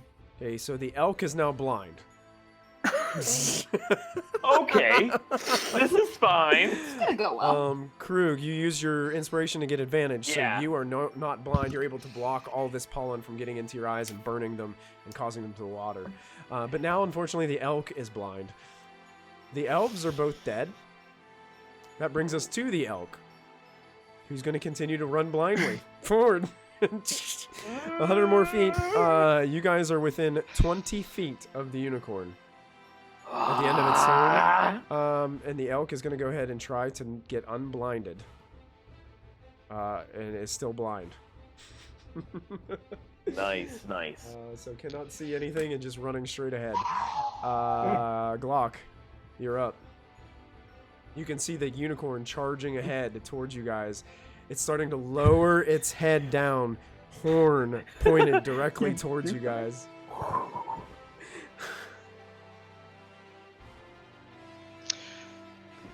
Here's what I want to do, but the action economy doesn't allow it. So, what is my range on? That's a 15-foot cone, so I can't pre-flamethrower. We are going to shoot it in the horn with the pistol. Nice. Oh! I'm just gonna shoot it right in its stupid head. 13 points of piercing damage. Ouch. Yeah, you shot it in the head, that's for sure. The bullet ricochets, taking a piece of its flesh out of its forehead. You can see it starting to bleed, and this red blood is just dripping down the front of this horse's face. Anything else you'd like to do? Unfortunately, I can't like hold a bonus action to flip when it gets into range, unless you want that to happen. Otherwise, a bonus that's action the end of my to turn. what? So I can activate the Eldritch Cannon as a bonus action to flamethrower Within 15 feet? within a 15-foot cone. Technically, So I if don't I think can- you can hold a bonus action though, right? Yeah, Yeah. rules is written. You can't hold it. Okay. So like that's what I would do, but Yeah, right. we'll just get flamethrower next turn. It's fine. You got I it. think that's enough. Okay. Excellent. At the end of your turn, the Real quick, Yep. I forgot to roll a d20 for Glom again. Oh yeah, go ahead. Roll that. I'm sorry. I'm so sorry. I used the crit success already. Glom is gone. No! We will have You crab need them in 10 to minutes. celebrate my new tower. It suddenly smells like low tide. Crab cakes and Shrug's new Oh. tower. That's right. With a side of sandflies. An elf steak. It's going to use all 3 of its legendary actions to What? heal self. What? And it's going to heal itself as its horn glows with magical radiance. And it can get 2d8 plus 2 hit points back. So 11 points restored. It's a Didn't even max. A max and a min. That's But that's all. It's a min-maxer. And that brings us to Krug. How does a dismount work? Jump. I think I sent the GIF in Discord. Yeah, you really did. Yeah. Yeah. I mean, I think Yeah, I want to do that. it's still technically 20 feet away from you. Yeah. Wait, what do I use to dismount? Is You that would use like, your standing long jump stats or rules for standing long jump, which And- would be. but that would use up my I think you can jump. No, it'd be using your movement, but I think you can only jump as far as your strength score. Oh, if you okay. don't So I move. can. If I don't move, so I can Because- jump. Well, you're technically jump sprinting 15 on the back of an elk. I'd give you the sprint. You 'Cause can you're- jump 15 feet from standing still, right? My strength is 15, so I guess Yeah. I could jump 15 feet standing still. Yeah, the jump rules are always confusing. I always mess them up. Yeah, I think it's you can jump your strength if you have a 10-foot move. Oh. Guys, just check your Well, which I'm going to allow the 10-foot move because he's on the back of an elk, and the elk Yeah, is if giving it- him the momentum. So Yeah. You make a long jump, you cover a number of feet up to your strength score if you move at least 10 feet on foot immediately before the jump. yeah, so When basically, you're standing, it's only half. So basically you'd you- only make yeah, you can jump 15 feet, but he's 20 foot away from you right now. So there's still a 10-foot gap between us, I suspect. No, I don't get adjacent. I'm still right, or do I? You're 20. He's 20 feet in front of you. You're on the back Yeah, of an elk. yeah. So you would. So yeah, if he you jumps would, 15 if you feet, 15 feet. Yeah, you would get adjacent to him. So you could Oh, jump. great. You could jump and attack, but you can't like jump on his back or something like that. You know what I mean? Sure. Then Yeah. I'll jump. I'm gonna land next to him. I'll use my bonus action to rage, Nice. Ow.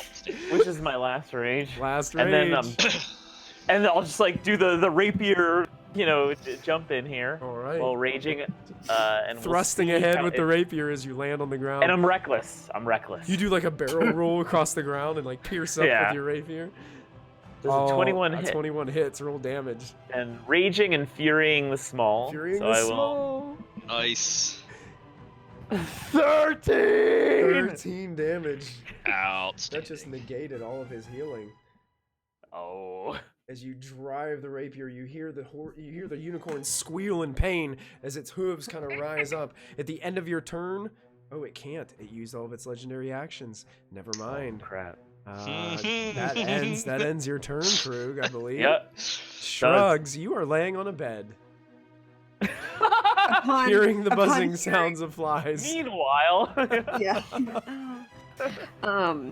Upon hearing that there is still like them screaming down there, being like, "I should probably help them," I'm going to drop the flies that I have going, and walk to the window, and cast it again, but on the unicorn, but in a way that it does not hit Krug. Okay, what's the So that range? he's- I mean, of- it's oh okay my if it gosh, does. the range is 300 feet on insect plague? Jesus. Okay, if it does. What idiot gave you guys this magic item? A humble and merciful. I am extremely merciful. Yes. In this so game. How many?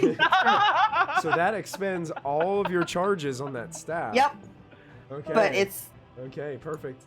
So you cast insect Oh boy. Okay, so you're casting it on the unicorn, and it's a Yep. 20-foot radius, so you can do that without. Well, Krug is right he's next next to to it. Yeah. yeah, I can okay, center it on the other side. Okay, so that way it doesn't hit Okay. him. Yep, that's Yep. perfect. I'm not afraid. Yep, not afraid. Okay, so I'm the raging. unicorn has to make a Constitution saving throw as the same sandflies. Yep. Okay, just appear right engulfing this unicorn. Constitution save is a 16. I believe that does save, so it'll take Yep. half of 19. So it'd be, is that 9 points of 9. damage? Yeah. Yeah. 9 points of damage to the unicorn. It is now Bugs! consumed by flies. You hear that horse just continue to moan in pain. That'll end Shrugs' turn, I believe. So you're just standing on the Yep. balcony with the staff, just like Yep. pointing it down there? Excellent. Yep. Glorg. So, forgot to do this last time. Bonus action, moving Hunter's Mark onto the unicorn, Okay. Hunter's Mark. On the unicorn. and then hanging upside down, taking a longbow shot at it. Okay, make with disadvantage. It is out of my range, well, out of my normal range at this point, but. Come on. Okay. And my staff is not disintegrated by insects. Okay, got it. That is a 17. 17 with disadvantage on the unicorn hits. Yep. Even with all the That bugs is- flapping around, 4 points of damage? It's 9 points of piercing plus the 4 for Hunter's Mark. Oh, gotcha. Oh. So a total of 13. 13 damage. We'll just keep 13ing it away. 13ing it away, that's right. This It's literally, it's well, other than consumed by flies. bugs. It's bleeding. It's got wounds everywhere. You can see that most of its white, soft, furry flesh is now covered in red stains of blood and pain and treachery. End your turn, Glorg? Actually, I'll use my movement to start climb 15 feet down. 15 feet down? Okay. So you're Towards back the at meat. 30 feet up on the tower. Back towards the meat. At the start of the unicorn's turn, it gets all of its legendary actions back. Does it take damage from the insect plague at the beginning of its turn if it starts At the end, if it ends in the. ends in the plague? Gotcha. He is going to continue. Or if it enters it to again. charge. He was running. Well, we can't charge Krug because Krug's standing in front of him. Also, it's difficult terrain. Okay. Well, he's going to kind of shift out of the insect cloud. Don't blame him. Does that trigger an attack of opportunity? No, because he's not going to get away from you, Krug. Okay. He's actually going to go ahead and just shift and make a multi-attack against you. Okay, he has advantage because I'm reckless attacking. True. So that's a hoof attack, and then a horn is coming at you with advantage. A 22. That hits. And then the horn is going to score a 19. That hits. Okay, so yeah, both hit. the hoof attack does a total of 8 bludgeoning. Which I take half. 4, yes. And the Okay. horn does 7 piercing, which you only take 3. Okay. I'm still standing, but looking pretty bloody. Okay. Excellent. The lair action goes off. Glorg and shrugs. Oh no. Oh no. You don't know where they have come from, but these butterflies start surrounding you. And I rolled 4 more up. How convenient. So 4 butterflies, 2 on shrugs, 2 on Glorg. As you guys are Can I just like fluttering close there. the windows? Well, Oh, no, thank you. on your turn, sure. So here comes the first one to shrugs. That's a 13. That does not hit. And the second one on shrugs is a 21. That one does hit. Okay, so you're going to take 4 piercing damage, and you have a butterfly attached to you, sucking your blood. And I need you to make a constitution save for the insect plague. DC on this is going to be 10. 12. You are still keeping the insect plague up. Here comes 2 on Glorg. The first one scores a 16. Does that hit you, Glorg? Oh, Sorry, I was muted. it's a, Yeah. yes, that one hits. And the second one is a natural 1. So it actually tries to bite you and just gets nothing but the stone wall of the tower. So you're going to take a total of 7 piercing, Oof. and it's attached to you and sucking your blood. And I fall. Oh, Oh Glorg no!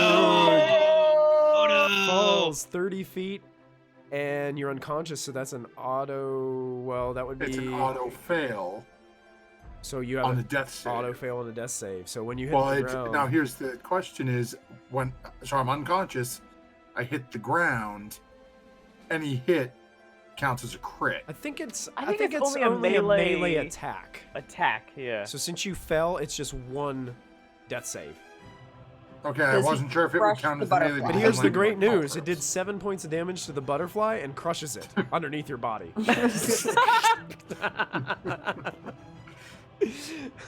That's the good news. That's the end of those lair actions. Dagmar cannot see. He is an elk. Going to continue to charge ahead. Oh no! So, Oh, that's gonna go right into the insects. it's going to go right into the insects. Great news, Actually, everyone. The great news about this too is Krug is standing right in his path. So the elk is going to And actually he has advantage because I'm reckless. the so elk whatever is he going does to me. make an antler attack against Krug Okay. and then just keep running into the insect plague. Okay. With Because he advantage. can't see with advantage. So what's the do you guys have the does anybody have the elk? Wait, wouldn't he stat have block up? wouldn't he have disadvantage because he's Well, it'd blinded? be a straight roll. Oh, I True. guess it cancels So it'd be out, straight It'd be right? a roll. straight Yeah. roll cancel itself out. So, Okay, okay. The charge is a strength save, DC 13. Oh, so Oh, he- I do a oh, strength you save? make- What's the hit though? It should have a hit first. I roll a 21. The target takes an extra. Oh, if it uses a ram attack on. Yeah, so So you the ram attack is +5 to hit. plus 5. 1d6. So here's a d20 plus 5 is only going to be a 13? 13 wouldn't hit me. Wouldn't hit you. So you actually dodge out of the way of the ram of this elk, and then the elk just disappears into the insect plague. Goodbye! But I think Oh, I at think least Glock is still on the back of Oh him yeah, too. me and the flamethrower. And the flamethrower are also there. So At least a 10 and then 3 ones. So Oh, wow, that's definitely good for Lucky. you guys. So con save. Con save. yep. So con save. Glock, you take That's half safe. damage, Glock. Because you succeeded on your The save. flamethrower has an AC of 18, is immune to poison, psychic, and all conditions. If it has to make a check, it is Oh god, this is so many lines of text. Jesus. What's Matthew? What's That's the what the constitution of an tactical elk? Elk you have that? Constitution is a +1. +1. So an elk rolls a 20. So he only takes half the Also damage. save. Let's see here. What was half of that? 13, was it? 13? If it's forced to Mhm. make a saving throw, it's all a +0. It's all +0s, yeah. It's straight roll. Great. So it rolled a 4. That takes 13 damage. 13 then. damage to your cannon. All right. It is looking really rickety. Well, the good news is that's only a 20. Is it a 20-foot radius or 20-foot diameter? 20-foot diameter. Sorry, radius. Radius. Okay. Yeah, 20-foot so radius, So that's a it'd be a 40-foot 40-foot sphere. diameter. Yep. Radius. But he was only 10 foot away from that. Yeah, the elk gets out the other side. So basically, you went through the entire insect plague, being attacked by all these sandflies, and it's out. Oh yeah, because actually if he had ended emerged. his turn, he would have gotten another whole set. Yep. Yeah, so he's out the other side, and now Glock, it's your turn after you've been bitten by all these flies. How far are we from the thing now? The unicorn, you're about 50 feet away, and it's behind the insect plague. So what does the insect plague do? Does it make it difficult? It's to- lightly Lightly, obscured. lightly obscured. Oh, also it's difficult terrain. So it cuts our Oh, speed in half. So Yep. no, you are in the middle of it still. So I did not end my turn in it. You did not, But The elk did, though. but the elk Oh. did. So is that an additional save with damage? Oh, what did you roll? Oh no. It doesn't matter. He's out Goodbye, of elk. Yeah, Dagmar. but let's see if he does make the save though. It could half the damage, which could be a big deal for this. This when it creature must make a starts- saving throw when it enters for the first time, or it ends its turn Oh there. gosh. It does make the It- save. so That saves. So 7 points go to the elk, and then he goes to his form. And it's 14 total, so 7 more points. He had 7 left, No. so he's at 0. Wait, no, no. it's a Dagmar Oh, drop. right. Dagmar drops, and Glock, you fall to the ground beside him, and he's laying unconscious. Oh, God. Hey, Jim, I'm sorry. This is not my Blame me, because I'm just here No, for this he- one. He's killing me too, so I should be But wearing I my got shirt cool that says power. "Merciful, don't you believe it?" I got a cool tower though. So how many points did we take for the original? So 13, so half of 13. Mhm. Yes. Half of 13 so is it's 6. 6 points of damage, yeah. All right, so I just want to make sure I have everything correct. So when it's my turn, it is my turn. How far did he get before he dropped? Like how close to the He's edge like is right in the middle of it. You get Before he- 20 bef- feet to get out. Yep, 20 feet to It's get gonna- out. he? And it's difficult terrain, so it's half movement in there. So you'll have to dash if you want to actually get out of it. You dash. I have to. After, yeah. So I'm okay. So I'm going to dash where I'm pretty sure the unicorn is. Okay. Yeah, And- easily. But easily as enough. part of my bonus action, I don't know if I can break this up, but I'd like to have my turret climb up onto my shoulder, Okay. and I'm basically gonna like run over towards like try to get behind the unicorn, like, and then Yeah, you like, can turn- get just yeah, turret. You come out of turret the it. insect plague, and you turn around, and you're basically right behind the unicorn, with Krug in front. So you have is the turret able to? Well, you had to use your bonus action. No, you use your movement action to dash, and you Yes. have your Yeah. turret with you, right? Yes. Okay, so yeah, your turret could go off. Yep. Good luck, everybody else. Yeah. So it's that is a deck save, Dex DC save? 12 deck save. DC 12 deck save for the unicorn. Am I in the path of that? Technically, yes.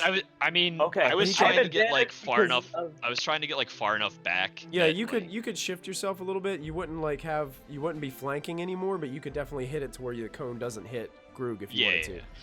Okay. that's fine. It makes I it didn't want to be in like 14. immediate melee range. So it's only Yeah, going to take 4 it of the takes- fire takes damage. 4 fire damage. Yeah. Nice. This thing And is then now he's charred gonna on fire. shout, "Where did these insects come from?" No. Somewhere 300 feet away, you hear a squeak. No. At the end of that turn, it's going to make a free legendary action hoof attack against Krug. All right. Still has advantage, Am right? I reckless? I think I think he still has So a advantage. 19 is probably going to hit. A 19 definitely hits. 16 bludgeoning, so half to 8. I take 8 damage. I am on death's door. Oh, This wait, are you still up or are you like unicorn on is stage? just I'm still up, but like battering literally, down on Krug. yeah, like just covered in blood, like ah! Both No your teeth. healers are unconscious. Yeah. And Krug, it's your Or turn. up a tower. Krug, it's your turn. All right. That's right, I forgot bards can heal. Mm-hmm. Well, all I can do is still raging. All I can do is just, attack this guy full on reckless Attack him. against the unicorn. Full on reckless. Yeah, with the old strength rapier. There's a 19 hit. A 19 hits. Oh, that's terrifying and awesome. I can't see my computer. I do- Well, I do 80 damage, so What's that total? 9, 10, 11? 11 damage. 11 Yeah. damage. Hey, hey, Krug, go ahead and describe how you take down the unigoat. Oh! I'm just covered in blood, no teeth, like just barely standing. I just look it in the eye, and I just, take my take my rapier and just like get it like right under the horn and like push it in as far as I can. Oh god! And the unicorn slams down onto the ground with Krug just driving his rapier down into its flesh.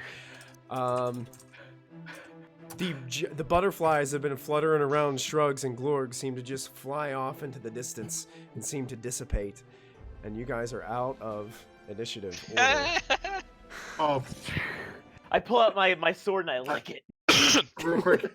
How? Shrugs, are your healing spells ranged? Nope. How far am I from Glorg? You guys are still probably about 120 feet away from Glorg.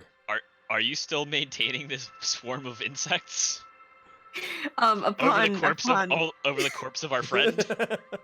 Well, no, it's I would the end of let turn that now, drop. Which means he takes damage. It's an auto fail. So it depends on the... No, the second damage was what took him down.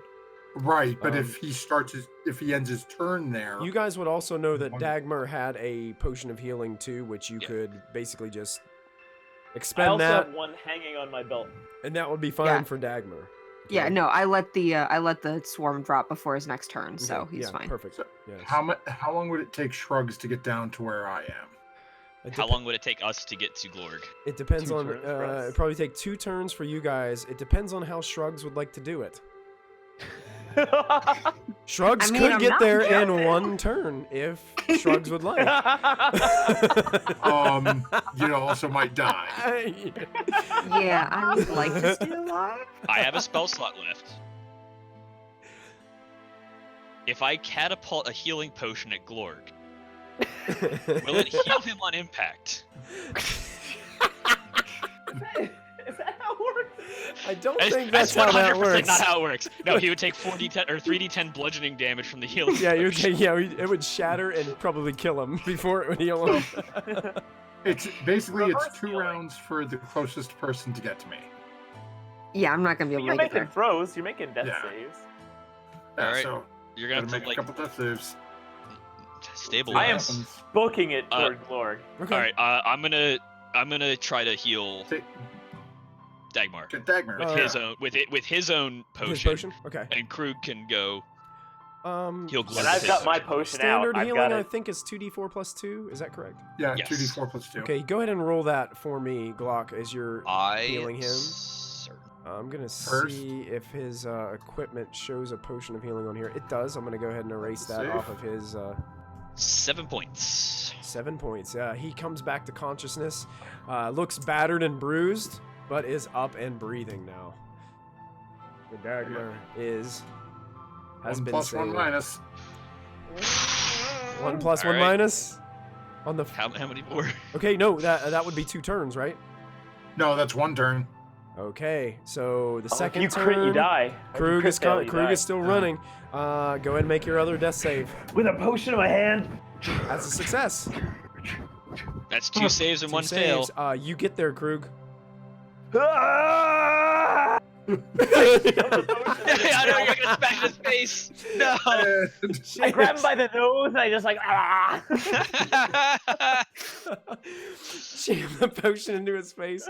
Go ahead and roll 2d4 plus 2. 4 plus 2. Nice. Look at that. Oh wow. Full blast healing potion to Glorg. Glorg, you take a deep breath and wake up, and you see Krug standing ahead of you. I'm slapping him. Wake up! And he looks You like hell, lazy right? sack of... Oh yeah, I'm like... No, he's got wounds everywhere. He's looking like Yeah. he's It's looking on like his- Scale of smacking 1 me to trying to 30, wake I'm me like up. a 3. It's, turn around and look at him, haul back, and full on just slap across the face. Cast Cure Wounds on him. So, Did oh, I nice! see You guys are critting all Nice. your like healing potions and nice. stuff. I feel a lot better. did I watch the unicorn heal itself? I mean, were you in range enough to see it? I Yeah. think so. Yeah. Yeah, you would have seen some of its wounds like Yeah, you're closing right out in front of magically. it when it happened. As I'm pretty well damaged, I am going to try to like eat part of it to like to see if that will heal me. Okay, so you start munching on the unicorn. Yeah, That's just Yeah. This got really dark. It's great. it can heal itself. Maybe heal me. So you start munching on it. It tastes really good. You don't really feel any like warmth or healing powers coming over you or anything like that, but you're definitely having a nice meal. I Well, want to Lord's getting up and investigate down. the tower. Okay, go that ahead and I'm roll in. an investigation check. Glorg's feeling- picking caltrops out of his ass. You missed one. Glorg, crab. I'm very distracted by the bed. You're distracted by the bed. It's really comfortable. There's this nice like golden chest there, but you're just like, oh, this bed is just, it's really nice. One thing that you do notice though, when you're starting looking around, you start to see like a sparkle start to happen, almost like when you see something that's really glittery and it starts to shimmer a little bit. But it's like the walls of the tower are starting to like just glisten a little bit with this sparkling Oh glimmer. god, is it gonna disintegrate? And basically everything is starting to do that. And Glorg and Glock, Krug, you guys are looking around, and even the field of purple flowers is doing the same thing. Like it's just starting to sparkle a little bit. The tower itself is sparkling. The rainbow in the sky is starting to sparkle a little bit. Are my elves sparkling? The elves are also sparkling. I want to curl up Do I have in any idea what that the means? blanket. Make an intelligence check. I'm also confused by the. Anybody who would like to make an intelligence check may do so. Not Krug. Krug's not making the intelligence check yet. Krug is- He doesn't care. It's pretty. It's pretty. It's pretty to him. Glorg, you have no idea what's going on. Shrugs doesn't have any idea what's going on. Glock, I hide under a Um, blanket. it's as you're looking closer, it's almost like the elements around you are getting a little bit more transparent. It's almost like this area seems to be, these elements are disappearing. Parent? Yeah, I'm definitely breaking the unicorn horn off like ASAP. Okay. You just shout. Before it disappears entirely. Okay. Just in case. Okay. Go Go ahead and make a survival check to see how much of this, because you could like rip it completely out of its. Oh, Nice. in your You get the memory of it. in your haste, you break it into like 3 pieces as you're cracking it off. So you have 3 pieces, and there's still a little bit of a base like sticking out of his head. Probably good enough. We get 1 trophy for Gum Gum, 1 trophy for Krug, and 1 trophy for me. Glor's getting up, just grabbing the closest elf person, pulling a leg over the shoulder, just starting to drag it towards where Glom's body is. Actually, and now, the truth be told, Glorg, as you get closer to the elves and you start pulling them out, the sparkling is strange. It's like, as you pick it off the ground, I think it might have been more of like there's just a sparkle of the ground, like reflecting off their armor and things of that nature. They don't seem to be drifting out of existence. Oh. And likewise, as you were ripping off the unicorn horn, it was doing kind of the same thing at first, but now the unicorn is actually starting to sparkle a little bit, and you can see your teeth marks in the side of it. Glock.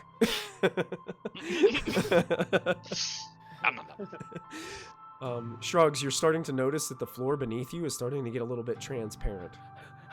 Is there any stairs going down? There are, yes.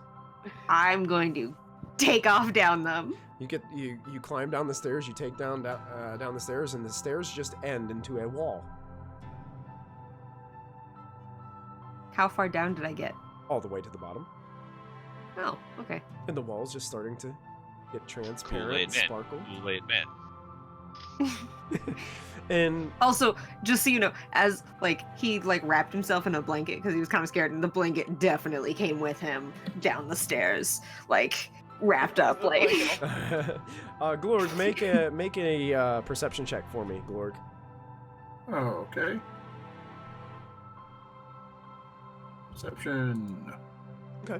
12. That's good enough. The elf that you have has a bright silver curving horn attached to his side, and also a large jingling money pouch on his waist.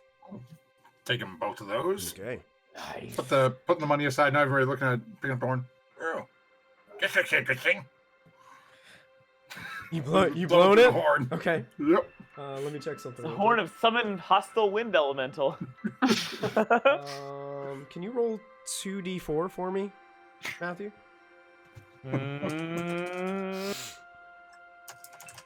Someone. Okay. All of a sudden, around Glorg as he blows this horn, 4 almost ethereal-looking, majestic elven warriors appear surrounding Glorg. And one of them looks at you, takes his arm like this, and he has this elegant armor that's almost ethereal. He bows towards you, Glorg, and says, "At your service, my friend."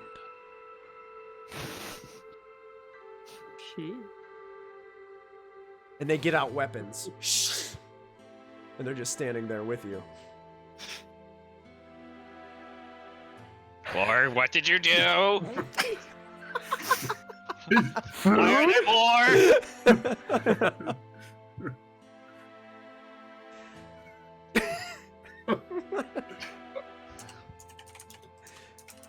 They remain with you for, let's see, 100 years. They have the statistics of a berserker. Oh, and they, Jesus. and they stand there and they hang out with you Yeah. for 1 hour or until they drop to 0 hit points. You can only use after this has been used. You can use the horn again after 7 days have passed. I chest bump one of them. You just kind of go right through it. It's like.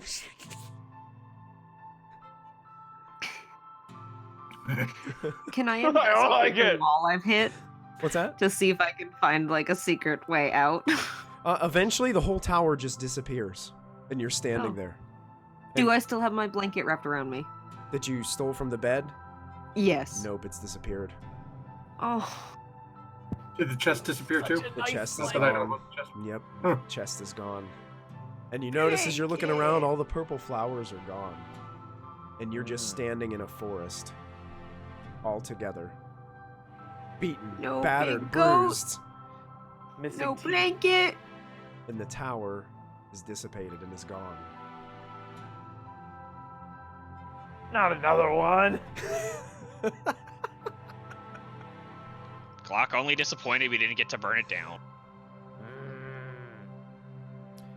And that, my friends, is where we're going to end tonight's episode of Fit for a Queen, Part 2. Awesome. Well, before we go tonight, I just want to let everybody know to keep your barbarian raging, blast them in the face with your shoulder cannon. And don't forget to add your proficiency bonus. Have a good night, everybody. We'll see you next time. See you guys. Night.